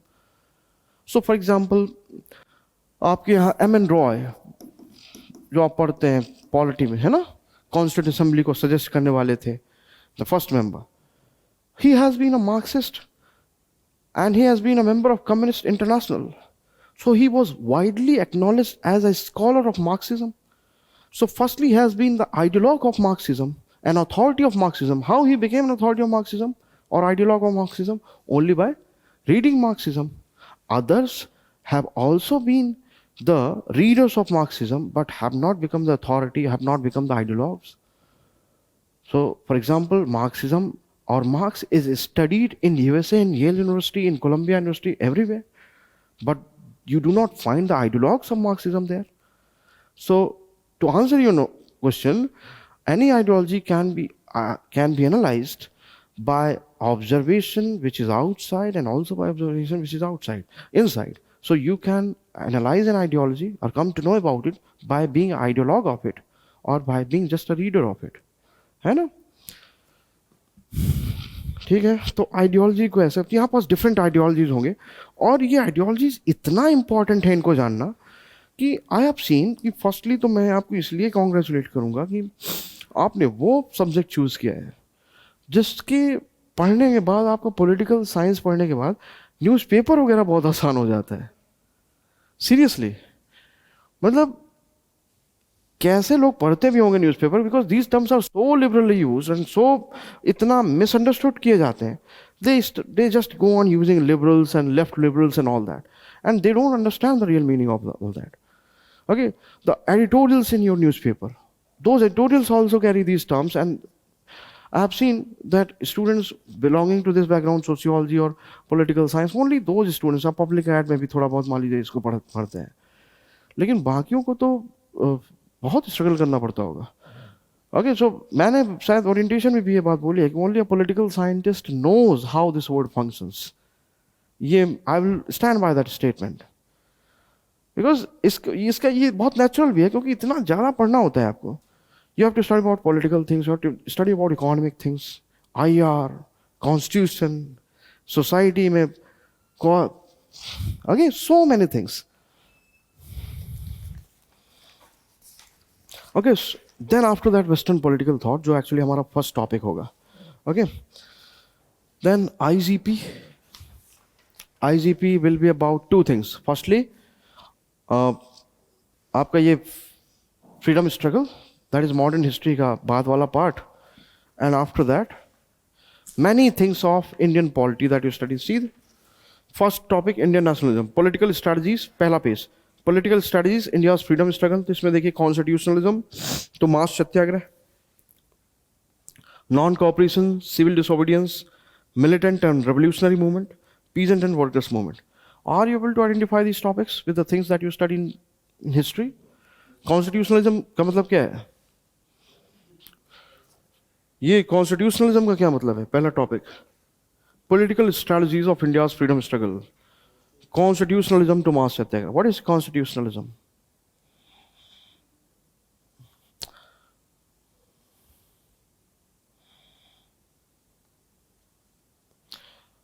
अरे अभी explain किया था constitutionalism ना, और यहाँ पास constitutionalism किस sense में use हुआ है? मॉडरेट्स के सेंस में, है ना. वो क्या थे? प्रेयर एंड पिटिशंस फॉलो करते थे ना. हाँ, prayer and petitions, they use prayer. तो they use to go to British government and wanted to bring about piecemeal transformations or changes, and then after that there was the entry of Gandhi and your freedom struggle became mass based. तो mass struggle है ना, constitutionalism to mass Satyagraha, non cooperation, civil, so 1920 then 1930, फिर militant and revolutionary movement again 1920s or 30s में. After that peasants or worker movement.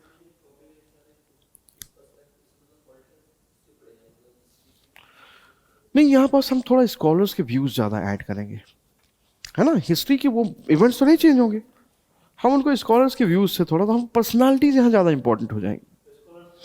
हाँ, scholars views मतलब कि जो उन्होंने, जैसे for example Sudip Kaviraj has been one of the Indian political scientist, Partha Chatterjee, Bipin Chandra. तो ये Majumdar. So these people have actually analyzed these things in detail, and then we are going to see their views on it. Okay. दूसरा है perspectives on Indian national movement. तो actually है क्या कि हमारा जो नेशनल मूवमेंट था, जिसको हम बिपिन चंद्रा या स्पेक्ट्रम जैसे बुक से जीएस के लिए कवर करते हैं, तो उसको डिफरेंट पर्सपेक्टिव से एनालाइज किया गया है. तो डिफरेंट पर्सपेक्टिव का मतलब कि there are arguments whether that was a national movement or not, that was a nationalist or not, the movement was nationalist or not.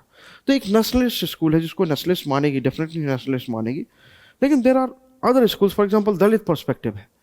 So according to that, actually the movement was for the emancipation of Dalits and was not the emancipation of all Indian class, because when Dalits were fighting for their emancipation, they were fighting not against Britishers alone, they were also fighting against caste Hindus in India, that is upper caste in India.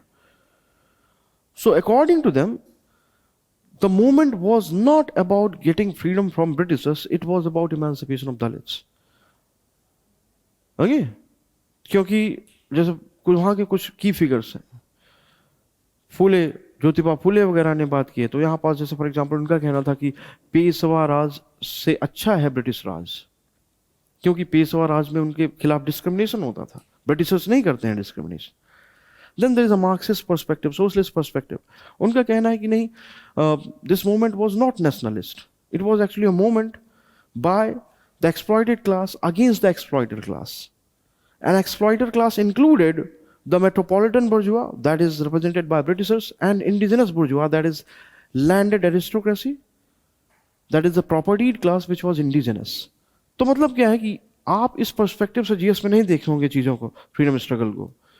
आपने देखा ये story सुना दी गई बिपिन चंद्रा में या फिर spectrum में. Here you are going to see that the same phenomena has been observed differently by different perspectives. Okay, no, to what extent that is true, ये भी यहाँ पास क्वेश्चन बनेगा. Making of the constitution, now here the polity starts here. Okay, तो लक्ष्मीकांत वगैरह में देखा making of the constitution है. ओके, तो the Constituent Assembly debates the salient features of the Constitution, then Union Parliament, Union Executive, State Executive, okay, then statutory institutions, federalism, okay. No, we are not going to see. I am saying that are you able to identify these topics that you study as part of polity?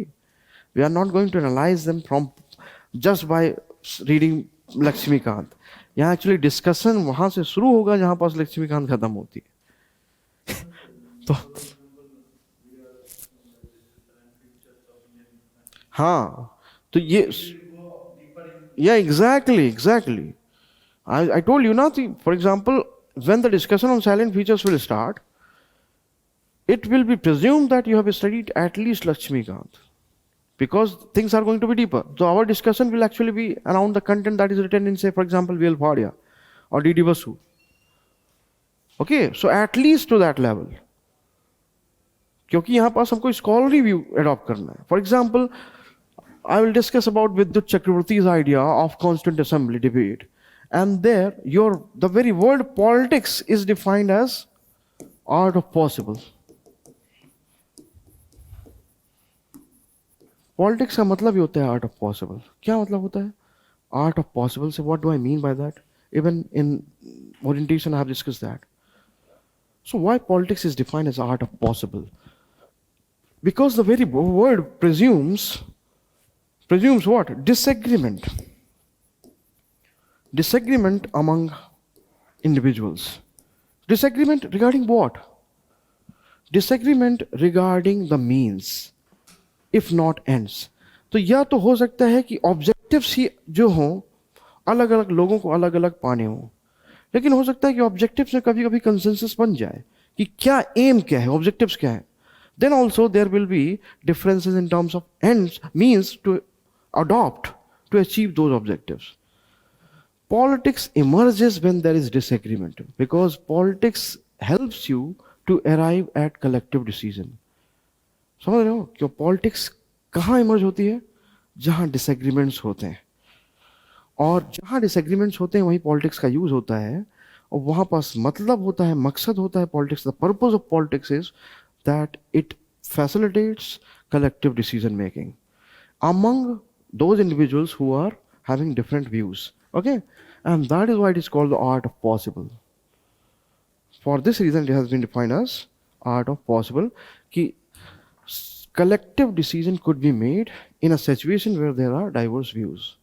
Okay, तो definitely जब आप constant assembly debate को देखेंगे, तो there were disagreements with respect to the finality of the content and the shape of Indian state. That what should be the shape of, what should be the content of Indian state.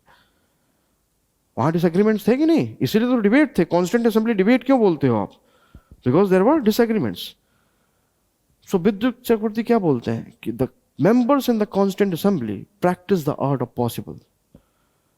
That means if they were having same objectives of creating a constitution for India, independent country, then they had different views with respect to the shape and content of the state, that what Indian state should look like.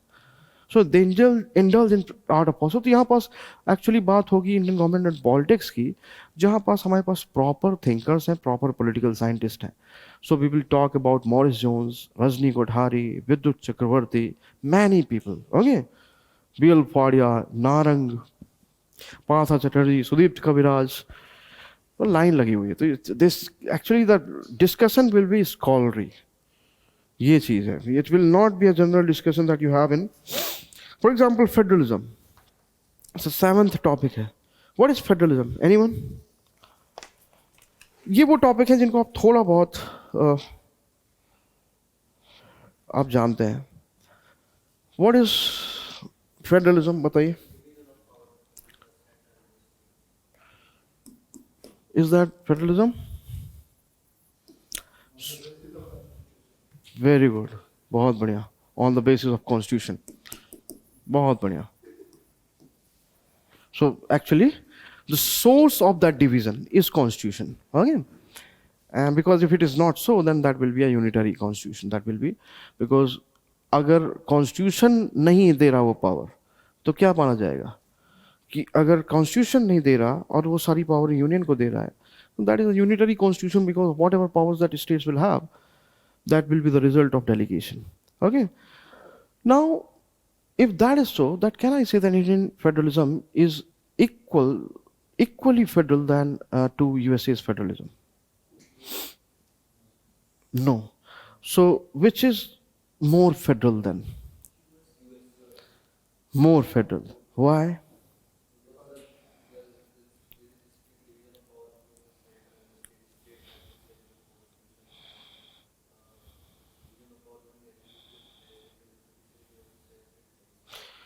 That is the separation of power. It is not the division of power between different organs of the state. It is a division of power among different levels of the government. It is not about functional separation. We have, and we have integrated judiciary. So that means integrated judiciary is not a feature of federation.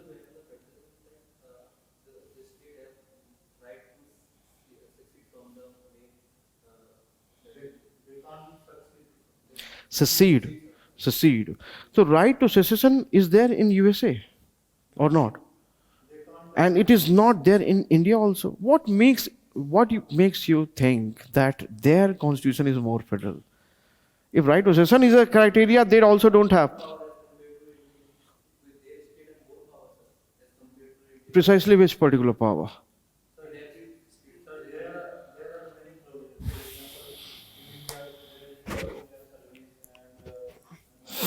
Okay, so coming to this answer, yes. Now, to some extent, that is a correct line of thinking, because we have also some unitary features. You can say that. So we have some unitary features also, but that does not mean that we are less federal. Understand this. We are less federal. It is not about the structure of constitution. Again saying, because the modern scholarship suggests, scholars like Blackstone, you will study D.T. Basu, you will find all that analysis, suggests that it is not about the structure of constitution. It is about how constitution evolves practically. Okay, And one good example can be the office of governor. इसको analyse करो, governor का office. If you know about little bit about constituent assembly debate, then there was a debate whether the office of governor should be an elected office or appointed office. Yes or no? There was debate on that. Yes, finally we agreed that it should not be an elected office. Why we agreed on that? Exactly, because the real executive power lies with Council of Minister headed by Chief Minister, and this is the nominal head. And that nominal head, if also comes to be an elected representative, then definitely that will lead to tussle of power, because he will have this confidence that he has the popular support. Okay? Now, the problem is that if it is not elected, then the real problem is with respect to the qualifications which are required, that we cannot actually take things carelessly here, because that is an important office, was considered to be a linchpin of federation by the framers of the constitution. Okay, I'll come to that. So here is an office which is not wielding real executive power, is also not elected, but is to act as the linchpin of federation. That means linchpin of cooperative federalism between center and states. Okay, and if you analyze the office, there are no special qualifications also. Yes or no? Special qualifications बहुत नहीं है. क्यों? क्योंकि वहां फिर constituent assembly debate आपको enlighten करती है कि they were of the opinion, the framers were of the opinion, Nehru and all, they were of the opinion that a convention will develop that only the persons of eminence will be appointed as governors. ये convention develop होगा कि only the people of eminence will be appointed as governors. They were hopeful of that. Now you know that who have been appointed as governors in India. Failed politician. This has been a den of failed politicians, sycophants, those bureaucrats who have been the sycophants of government. Yes or no? वो governor appoint किए जाते हैं. Has also been used as an arm twisting measure of states. तो state के level में कुछ कराना हो सेंटर को तो किस ऑफिस से कराया जाता है? गवर्नर के ऑफिस. तो मतलब क्या है? देखो इस चीज को. This is a very good example whereby Blackstone, scholar Blackstone, proves correct while saying that federalism is less about structure of constitution, is more about how it evolves practically. This is the office which was to act as the linchpin of cooperative federalism by strengthening a cooperation between center state, acquired a centralizing turn, and that led to what? Compromise with federal spirit. इस office के वजह से federal spirit compromise हुई है. इस office ने centralisation को promote किया है कि डिसेंट्रलाइजेशन को? फेडरलिज्म एसेंशियली इज सेंट्रलाइजिंग और decentralising? Federalism essentially is centralising और decentralising? Decentralizing, because it refers to distribution of power between national and sub-national units. Okay, so it may be states that goes beyond states also. Okay, so federalism essentially is decentralizing, and governor's office was considered or was conceived to be a linchpin of federation, cooperative federalism, because it is going to decentralize the power, help in decentralizing the power, has been used as a tool of centralizing.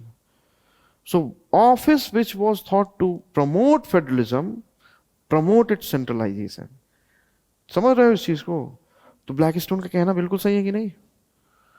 तो इस जब आपका answer which is more federal, that question itself is incorrect. Okay, the more correct question would be that how do you see the evolution of Indian constitution after independence, or evolution of American constitution after their independence? Which constitution has evolved more federally, or which constitution has promoted, the evolution of which constitution has promoted more centralization? समझ रहे हो इस चीज को? तो ये है एक अच्छा क्वेश्चन. बिकॉज आइडियल एक होता क्या है कि इन political science will learn about an approach which is called legal institutional approach. And legal institutional approach is actually a traditional approach of analysis. कि वहां पास क्या करते हैं कि हम लीगल स्ट्रक्चर को एनालाइज करते हैं, कॉन्स्टिट्यूशनल स्ट्रक्चर को एनालाइज करते हैं, और उससे कंपैरिजन ड्रॉ करके we conclude. But that is not a correct way of doing that, because different countries may be having same institutions performing different tasks and different institutions performing same task. Comparing the institutions will not be workable there. Even the comparing the structure of the constitution is going to how the things have evolved practically. What has been their practical implication, that is the area of study. और modern methods इसको consider करता है. तो modern scholarship of constitutionalism does not consider USA to be the most ideal federal country. Traditional scholarship has considered USA as the ideal federation. ठीक है? Not only that, they also analyzed that if any constitution is federal or not, they analyzed it on the basis of similarity with USA's constitution. They also have gone to the extent whereby they said that the extent of similarity with USA's constitution will also decide the extent to which any constitution is federal. But all those theses and scholarship is completely denied today. Okay? So Indian constitution is federal, by all means it is federal. You should also, the modern scholarship also negates that it is actually quasi-federal. So Ivor Jennings और इन सब का केसी where का हम ये argument भी हम नहीं accept करते कि वो क्वाजी फेडरल है. क्वाजी फेडरल का क्या मतलब होता है? क्वाजी गवर्नमेंटल बॉडीज क्या होती है? Semi governmental bodies. Quasi human means what? Sub human, half human. Quasi federal means what? Half federal. So we go with this modern scholarship which was represented by this man who died recently, Granville Austin. Okay, so he called in constitution to be federal sui generis, है ना? Federation of his own kind. He's also the person who called Federation of India to be cooperative federalism. है ना? Cooperative federalism. बहुत serious debate. And then we were also going to study about Daniel Eraser's conception. The federation is self-ruled plus shared rule. Okay? Federation. आपका नाम क्या है sir? What is your name? Nishchay. Okay. Okay, then statutory institutions. After that, federalism, planning and economic development. तो planning economic development में actually है क्या? कि economic development और planning. तो इसमें planning we will study about institutions like planning commission. What has been the politics behind that? Okay, after that, the institutions which replaced planning commission, Niti Aayog. So how they differ. We are also going to associate that with federalism again. We are going to see the LPG reforms in detail. बहुत detail में इसको देखेंगे. Okay, 1991 में जो हुए थे. And their political analysis, political and social analysis, all that. Okay. After that, things are completely political in nature. Then caste, religion, ethnicity in Indian politics. Ninth topic that you have here is actually the topic of Indian identity politics. है ना? तो caste, religion, ethnicity, these are the markers of identity. Okay? तो इसको हम identity politics के part में cover करेंगे. Party system pressure groups. Lastly, it is social movements. Okay, social movements, civil liberty movements, human rights movements, women's movements, environmental movements. ये सारी चीजें cover होंगी. Okay, any question here that what is the meaning of this or that? So this was actually rather easy. Okay, the only thing that we are going to do is actually we are going to adopt a more scholarly perspective to analyze things that you study in GS paper 2 also.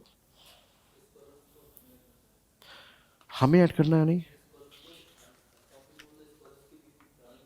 हाँ, आपको answers को marks fetching बनाने के लिए scholars के view डालने पड़ेंगे. ये जनरल अंडरस्टैंडिंग है.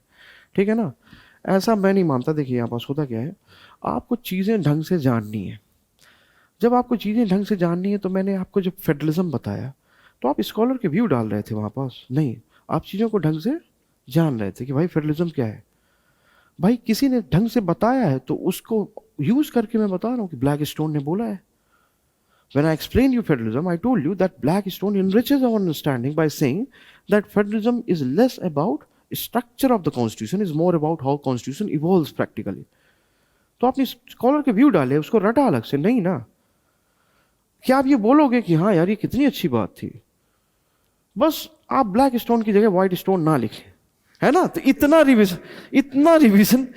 रिवीजन आपको करना होगा कि ब्लैक स्टोन की जगह रेड स्टोन लिख दें. Black, you understand that, but ये आर्टिफिशियली जो आप इसको करते हैं, नहीं, या स्कॉलर के व्यू फिर ये अलग से लगा के ये डायरी बना के फिर स्कॉलर को रटना, that is artificial. UPSC is not recognizing all that. तो बहुत ज़्यादा स्कॉलर के व्यू बिना कंसिस्टेंसी के एक्चुअली वो एवरेज मार्किंग में चला जा रहा है।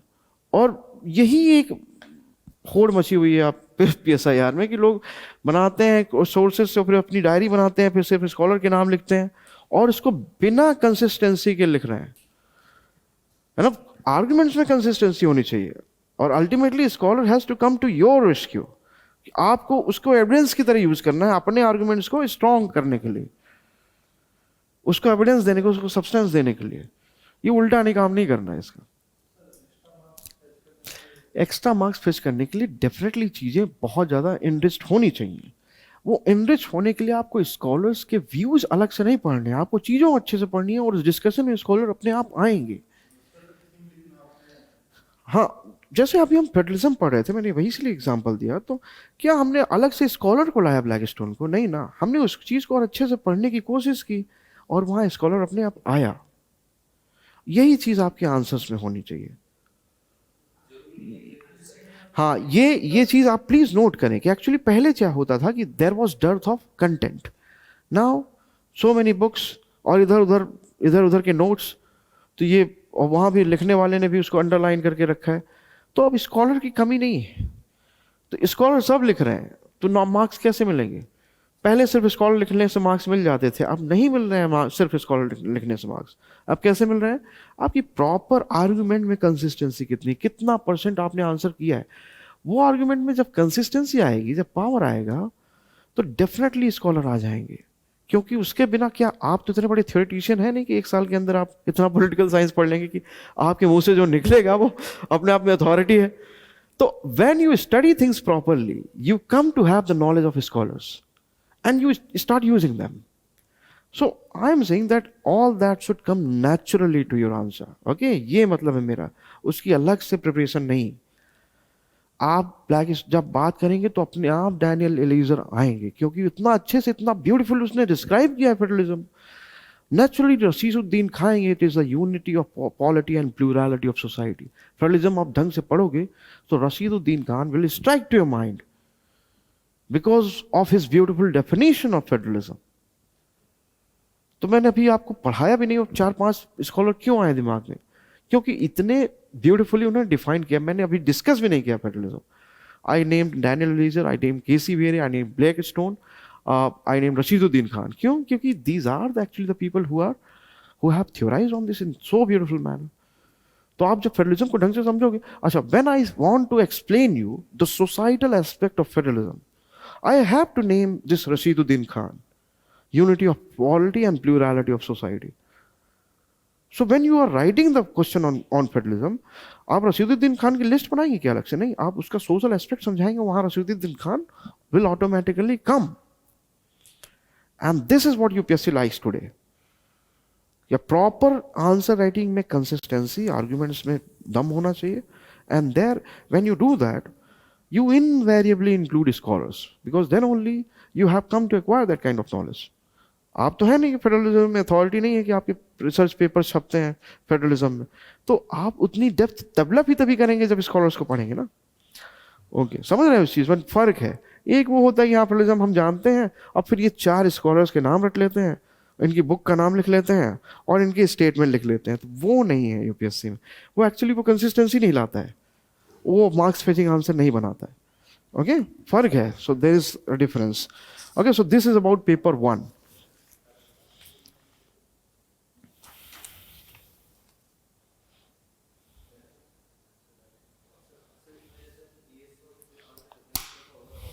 हाँ, मैंने इस चीज को डील किया ना अभी कि क्वेश्चंस क्या होता है बच्चों का कि जीएस से आंसर कैसे डिफरेंट होगा।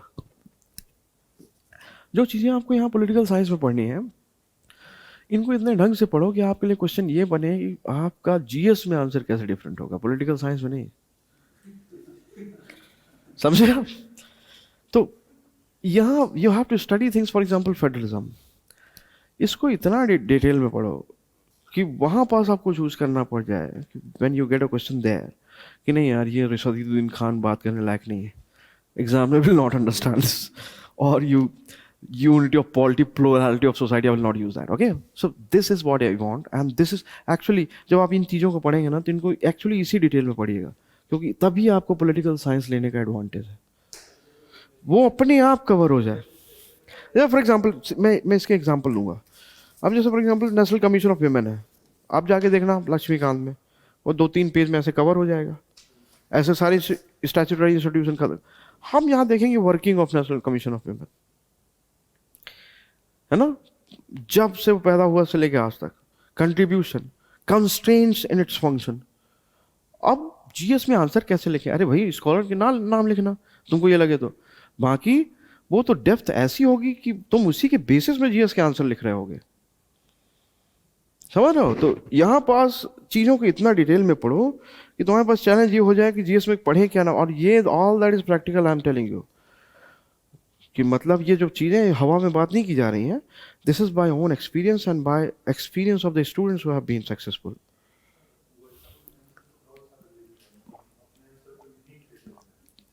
किसमें? जीएस में, पॉलिटिकल साइंस में.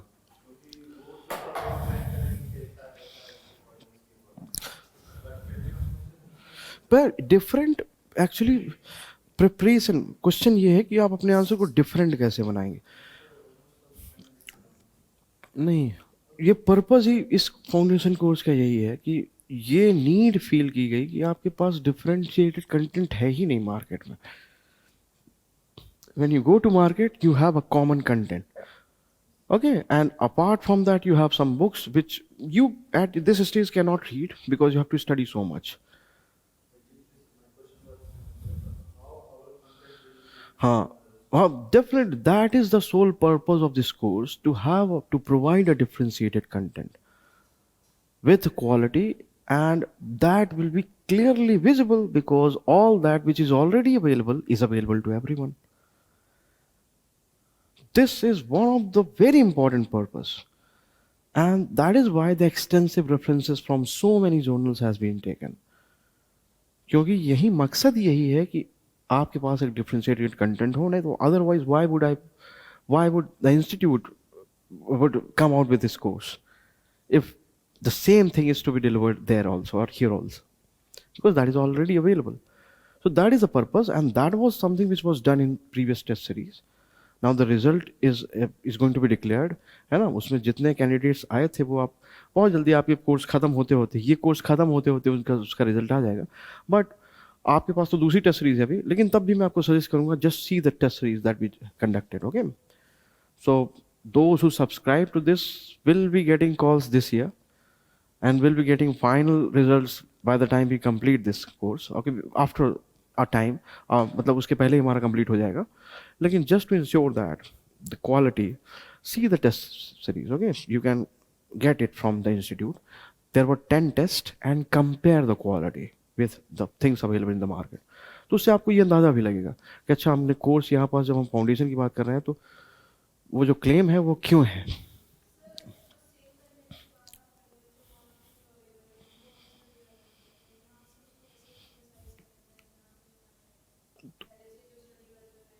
अच्छा, तो पहले जो स्टडी कर रहे हैं तो आप आइडेंटिफाई कर पाएंगे ना. आप मान लीजिए आपने पहले से कुछ पढ़ रखा है, जैसे आप सेम कंटेंट की बात करें, इन्होंने मास्टर्स कर रखा है, समझिए. So he has done masters, he has read so many JSTOR articles, अगर मास्टर्स किया है इन्होंने, so he will be able to identify all that. क्योंकि this is something which require. Now for example, when I say I am going to teach you Plato, so you already have understood about Plato. You have understood about Plato's deductive methodology. So this is something that you already be knowing. So that is helpful in understanding the things that I'm going to teach. But when I say that Plato is also inductive, so if you have studied things, can you argue on that content that yes, I have studied that Plato is also inductive? Anyone? I say Plato, apart from being deductive, is also inductive. How Plato is inductive? तो that will, मैं समझाऊंगा जब इस चीज को कि हाउ Plato is inductive, there you will come to know कि अरे हाँ, whatever I know, this is the addition that I can make. Okay, तो ये चीज है कि मतलब ये बहुत ही thoroughly curricula has been designed with this thing in mind. Okay, this is something which they already can get from the market. Okay, and this is something which is to be delivered in extra, so that they will derive the benefits of taking this class from you. So this is our sole objective. उस चीज़ की चिंता मेरी है. Okay, वो आपकी चिंता नहीं है. तो अच्छा, टू आंसर दिस क्वेश्चन, पहले तो ये कि भाई वो क्लास कंटेंट ही आपका डिफरेंशिएटेड है, और दूसरा ये कि क्या नाम है आपका, कुणाल. एक्चुअली चीज़ें कई बार ये भी होती हैं कि हमारे प्रिपरेशन के टाइम में डाउट ये होता है कि we are going to study same thing, like everyone will be studying the Hindu, everyone will be studying current affairs magazine. तो तब भी वो करंट अफेयर्स में अलग अलग आंसर्स क्यों आते हैं? समझ रहे हो इस चीज़ को? कुछ लोग उससे नोट्स निकालते हैं, कुछ लोग उसको रिवाइज करते हैं, कुछ लोग उसकी फैक्चुअल इन्फॉर्मेशन को और अच्छे से रिवाइज करते हैं, है ना? ठीक है, मतलब चीज़ें थोड़ा सा चेंज होनी चाहिए. अब ऐसा नहीं कि 4-5 बुकलेट है उन्हीं को पढ़ना है, तो वो थोड़ा सा टफ हो जाएगा, लेकिन ये भी होता है. तो यहाँ there are books also. So in your course, यहाँ पास जो फाउंडेशन कोर्स है, इसमें एक चीज़ इंश्योर की जाती है कि यहाँ ये नहीं बोला जाता कि ये हो गया 4 पेज का प्लेटो या 10 पेज का प्लेटो, इसी से क्वेश्चन आएंगे. नहीं, क्वेश्चन भले कहीं से भी आए, this content will help you there. And then in our foundation course, actually ये दूसरे सब्जेक्ट्स में भी है यहाँ पास, कि एसेंशियल रीडिंग्स जो सजेस्ट की जाती हैं कि ठीक है आप बुक ना पढ़ें, ना पढ़िए आप बुक, लेकिन कुछ एसेंशियल रीडिंग्स हैं, उसके पेज बाय पेज बता दें कि इस बुक के इस पेज नंबर से इस पेज नंबर, इस चैप्टर का 4 पेज ये. तो वो आपकी इनरिच करता है अंडरस्टैंडिंग, और वो उस टाइम बताया जाता है कि जब when that topic is being explained, so that again becomes very comprehensive. For example, western political thought के लिए बहुत अच्छी बुक है मुखर्जी एंड रामास्वामी, लेकिन उसको अपने आप पढ़ना शुरू करो तो डिफिकल्ट हो जाता है, नॉन बैकग्राउंड के लिए और डिफिकल्ट हो जाता है. सो if it is an essential book, for example, IGNU के बहुत सारे chapters are going to be included in essential readings because IGNU is as important as NCERT in prelims. So themes there are framed in form of questions. Okay? तो मैं उसको essential readings में शामिल करता हूँ. But which part of IGNU? Even Plato का भी जो chapter है, तो कौन से पेज में कौन से पेज से कौन से पेज तक, all that is well curated. So apart from the differentiated content that you are going to get in handouts, in class dictations, you are going to read things which are going to be highly curated. तो ये सब मिल मिला के वो बहुत ही, मतलब actually double और triple जो है जो रिक्वायर्ड है वो हो जाएगा. Okay, and that can also be verified also, क्योंकि आज चीज़ें इतनी वेरिफिकेशन के लिए इतना आसान है कि all that is available in the market, in net, in everything. So what is in extra here can be easily verified. Yes or no? तो ये तो आप श्योर रहें कि आप डिफरेंट कैसे होंगे, बस वही मकसद ही है कुणाल जी. सेम सोल ऑब्जेक्टिव वही है कि आपका कैसे डिफरेंट होगा. ओके, तो ये तो पूरा का पूरा एजेंडा हमारा है. ओके, फिर लास्ट है, लास्ट सेक्शन थोड़ा सा देख लेते हैं कि इसमें, so this will be about discussion only. Next class में हम ये चालू करेंगे western political thought. Okay, so firstly we will come to know what is western political thought. Before that we will have a discussion political thought, and then we will start discussion on Plato. ठीक है ना? So this class actually was all about knowing the syllabus, कि आप थोड़ा सा paper 1 में समझ में आया कि क्या पढ़ना होता है. आप तो लेट हो गए. You all and online students, yes Ishka, that was correct, that was a two, the people, for the people and by the people. Yes, that ensures to rule of law. Okay, so online students से भी मेरा ये question है कि any question on paper 1 जो मैंने आपको समझाया, कि मैंने आपको ट्राई किया कि आया आधे घंटे में, 1 घंटे में आप समझ पाए कि what you are required to study. Okay, similarly आप पेपर 2 में देखें तो this is India and the world, तो ये समझिए कि इंडियन फॉरेन पॉलिसी है कंप्लीटली, सेक्शन बी के पार्ट में. और सेक्शन ए में कंपैरेटिव पॉलिटिक्स, पहला है comparative politics.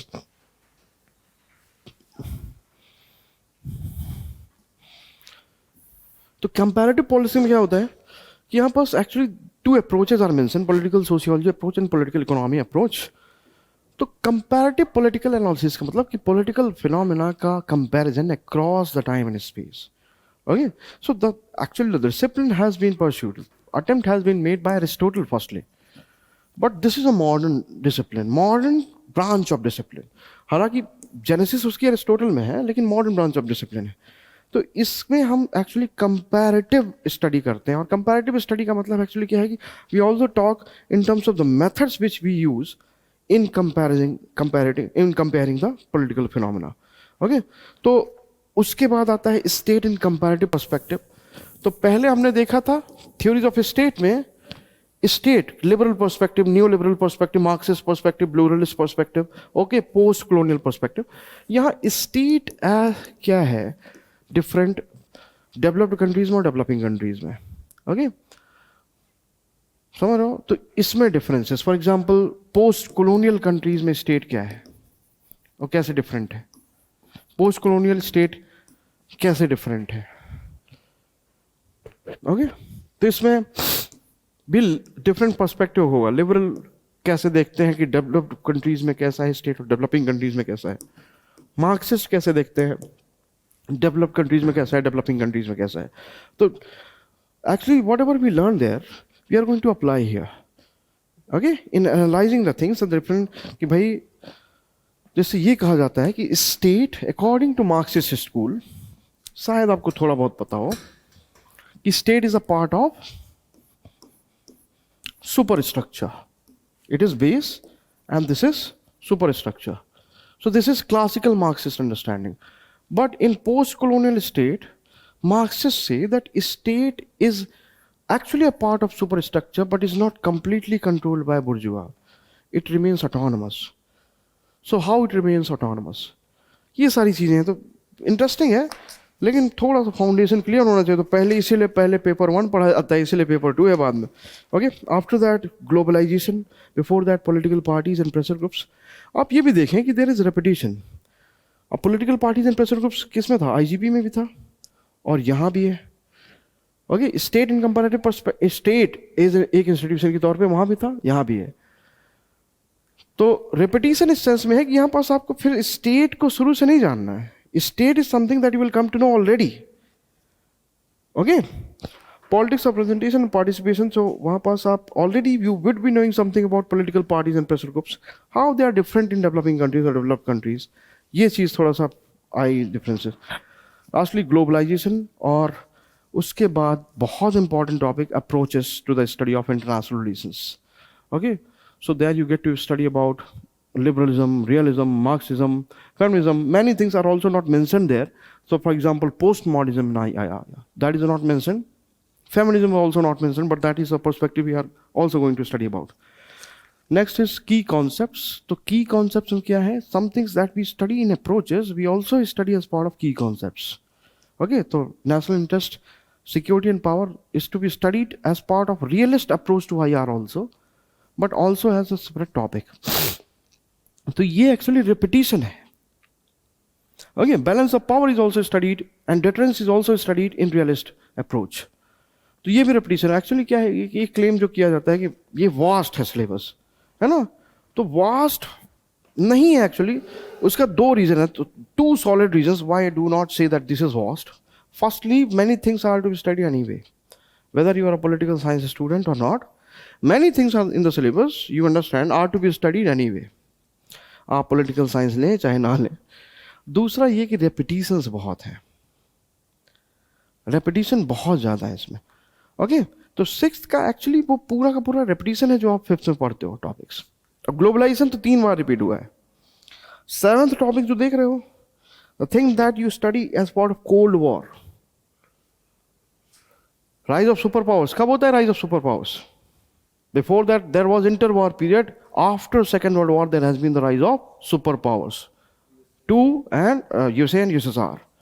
Okay, that was the era of bipolarity and Cold War. तो यही चीज लिखा हुआ है, strategic and ideological bipolarity, arms race and Cold War, nuclear threat, then non-alignment. ये भी वही टाइम पीरियड है, ये वर्ल्ड हिस्ट्री का ही टाइम पीरियड है। हेलो, बार्डन कॉन्फ्रेंस। सो 1945 में सुपर वॉर्स इमर्ज होते हैं और उसके बाद 1950s में नाम इमर्ज होता है। India has been the founding member. अब देखिए, नाम विल रिपीट होगा वहाँ पास इंडियन फॉरेन पॉलिसी में। So here we are studying NAM and there we are going to study India and NAM, India's का जो कंट्रीब्यूशन है नाम में और इंडिया के लिए जो रेलेवेंस है नाम में। Then collapse of Soviet Union, 1991, again something that you study in what history, and they're asking question on that also. Unipolarity and American hegemony. So unipolarity मतलब पहले था multipolar world Westphalian system before World War One. Interwar period में somehow that what continued. After Second World War, bipolarity. After 1991, unipolarity. There has been a scholar by this name Francis Fukuyama who calls this period 1989, that is the fall of Wall, to 2007, that is global financial crisis. That is a period of American hegemony and also unipolarity. तो ये वो period है. Relevance of non-alignment in the contemporary world. तो वो AIIMS और achievements जब हम analyse करते हैं तो उसमें रेलेवेंस भी आता है. फिर नेक्स्ट है, and this is something that you get to study as part of political science, talking about its topic, also enriches your understanding about international financial system, okay, trade and finance. So from Bretton Woods to WTO, so you know about Bretton Woods institution, IMF, World Bank, okay, starting in 1940s, WTO, after Uruguay round of GATT, 1986 to 1994, in 1995 January 1995 WTO, okay. तो functioning of WTO ये देखिए आपका GS 2-3 दोनों के लिए important है, और यहाँ पास ये लगातार क्वेश्चन आए. This is also there has been a question because of ministerial conference that took place in Geneva, okay. तो यहाँ पास लगातार socialist economies and CMEA. So socialist economies कौन थी सेकेंड कैंप में, है ना, USSR के कैंप में, और CMEA actually it was actually related to eastern European countries. Eastern European countries क्या थी, सोशलिस्ट थी, और वेस्टर्न यूरोपियन कंट्रीज कैपिटलिस्ट थी. बर्लिन वॉल जो थी वो इसी को तो डिवाइड करती थी. नेक्स्ट थर्ड वर्ड की demand for new international economic order. So you also might have heard about this group G77. This was group of 77 developing countries. So there was first word represented by USA as its leader, which was capitalist, and second word represented by USSR as its leader, called socialist word. Then there was third word, which was mainly consisted of countries which are underdeveloped, है ना. So that G77 was the group of underdeveloped countries, and India provided leadership to this group, okay, for a long period of time. After 1991, our stance towards Africa, Latin America, G77 changed, because earlier we used to be the leader of trade union, and now after 1991 we started aspiring for the managerial post in company. Are you able to understand that? पहले हम trade union के leader हुआ करते थे, और हम 1991 के बाद मार्केट ओरिएंटेड इकोनॉमी बने, फ्री मार्केट इकोनॉमी बने, और ज़्यादा अच्छे से फुल फ्लेज्ड वे में. तो हम क्या कंपनी के मैनेजर बनने लगे. तो इनकी तरफ जो कन्विक्शन था हमारा with time that declined. There has been criticism also. India has relinquished its leadership role in G77, its commitment to Africa and Latin America, its commitment to G77. But that interpretation is also not fully correct, because when it comes to most important decisions in WTO, का piece clause, उसको दोहा development agenda को support करना, ये सब आप GS2 GS3 में पढ़ते हैं. आप उधर पढ़ते हैं कि नहीं पढ़ते हैं मुझे नहीं पता, लेकिन यहाँ जब पढ़ते हैं तो बहुत ढंग से पढ़ते हैं, ठीक है ना.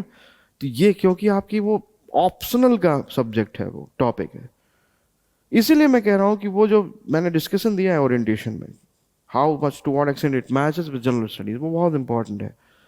क्योंकि मैं आज कह रहा हूँ कि because you will study political science, will able to answer various questions in GS3 also. GS2 तो आप जानते हो, पहले से जानते हो कि हाँ है इंपॉर्टेंट. GS3 में कुछ ऐसे आंसर्स करके आओगे क्योंकि आप पॉलिटिकल साइंस के थे.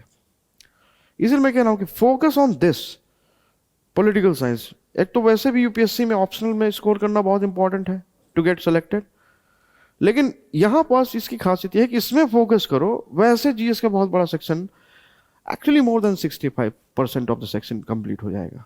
वही ज्योग्राफी वगैरह बचेगी, ज्योग्राफी कुछ एथिक्स पढ़ लेना, बाकी बहुत बड़ा सेक्शन है. साइंस एंड टेक वगैरह करना, ये सारी चीजें बहुत बड़ा section. Actually when it comes to topics like society, there you come study like things like regionalism, है ना, or communalism or socialism. I have never seen a content on society, class content, or books. The kind of understanding that you develop with respect to these topics, communalism or regionalism, in socialism, in political science, which is unmatched. Okay. Now, there may be a doubt that the discussion here will be scholarly. We are going to use the name of the scholars. Use the name of the scholars to provide it more substance. But the same arguments can be used without naming the scholars because you have the enriched understanding. Yes or no? तो यहाँ पास G77 वगैरह new international economic order का उनका demand था. Actually UPSC ने इस साल भी इस पे क्वेश्चन पूछा है. See the next term, globalisation of the economy, the thing that you already covered from in fourth topic, globalisation. तो एक्चुअली हम सेकंड टाइम आया. See the ninth, United Nation. So it's not about United Nations, it's about United Nations system because it has to be the study of specialized agencies also, है ना? And in India and the world, it will be India and United Nations. So when we study United Nations, we study India and United Nations also. Then regionalization of world politics, EU, ASEAN, APEC, SAARC, NAFTA, contemporary global concerns, democracy, human rights, environment, environmental politics, climate politics, gender justice, terrorism, nuclear proliferation, है ना? सारा का सारा actually दुनिया का सब important चीज ये कवर कर रहा है. Okay. So for example, India is concerned with NPT, CTBT. Even without becoming the signatory of NPT, why India succeeded in signing the civil nuclear deal with a country like Japan, which is a pacifist state? है ना? It has a constitutional provision of not crossing 1.1% of budget as defense budget. वो country जो nuclear non proliferation hardliner बोली जाती है, उसने कैसे agree कर लिया 2016 में इंडिया के साथ सिविल न्यूक्लियर डील्स साइन करने को, जबकि ना तो हम एनपीटी के मेंबर हैं, सिग्नेचरी हैं, ना सीटीबीटी के, है ना? तो ये क्या है, कैसे ये, मतलब how we reach to that point? तो all that is really really interesting. मैं चाहूँगा कि इस सब्जेक्ट को आप एक ऐसा सब्जेक्ट मान के लें जहाँ पास आप सिर्फ और सिर्फ ऑप्शनल के लिए नहीं पढ़ रहे हैं, आप पूरी यूपीएससी एग्जाम के लिए पढ़ रहे हैं, क्योंकि ये है ऐसा सब्जेक्ट. इसको रियलाइज करो पहले. हाँ, ये तो आप जानते थे यहाँ पास, you could relate all that with GS, but here also I would say even this thing, the first part of first paper, मैं उस चीज को मैं बात कर रहा हूं कि वो भी आपको एक्चुअली यूपीएससी के सबसे इंपॉर्टेंट चीजों, you know about Gandhi ji, है ना? To what extent that personality is useful in GS paper, in essay paper, in whole scheme of UPSC exam, in GS1, in GS4, in essay. And you have Gandhism as the ideology and then Gandhi as the Indian political thought. मैं बात कर रहा हूँ जब justice की, equality की, rights की, democracy की, इसमें से कौन सी ऐसी चीज है जो आपको लगता है कि एक आईएएस ऑफिसर के लिए जरूरी नहीं है? आप यकीन मानिए इस पूरी एग्जाम की स्कीम ही इसमें डिजाइन है जहां पास इन चीज़ों का नॉलेज बहुत इंपॉर्टेंट हो जाता है. लेकिन हाँ, उस पर्सपेक्टिव से पढ़ना होगा, उस इंटरेस्ट के साथ पढ़ना होगा. ओके.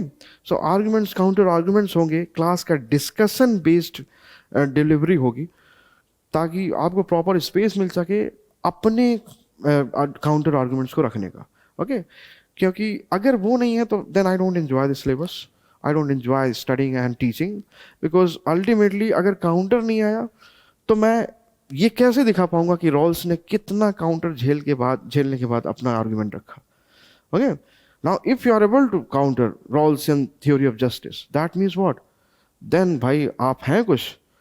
और फिर आप देखेंगे कि भाई आपने जिस बेसिस में काउंटर किया और अगर वाकई मैंने उसे वैलिड माना, तो आप जानेंगे कि may be that argument is the argument of Amartya Sen, or that argument is the argument of Michael Sandel. And there lies the beauty of the subject. When you are given this full freedom to counter what is being explained, what is being claimed, and then I help you to identify that, okay, this is the argument which is used by Michael Sandel, or argument which is used by Pratap Bhanu Mehta. Yeah? तो फिर ये subject बहुत मजेदार हो जाता है. Okay. So this will be our modus operandi, you can say. This is how we are going to proceed with the syllabus. Tomorrow we are going to start Western political thought. Okay.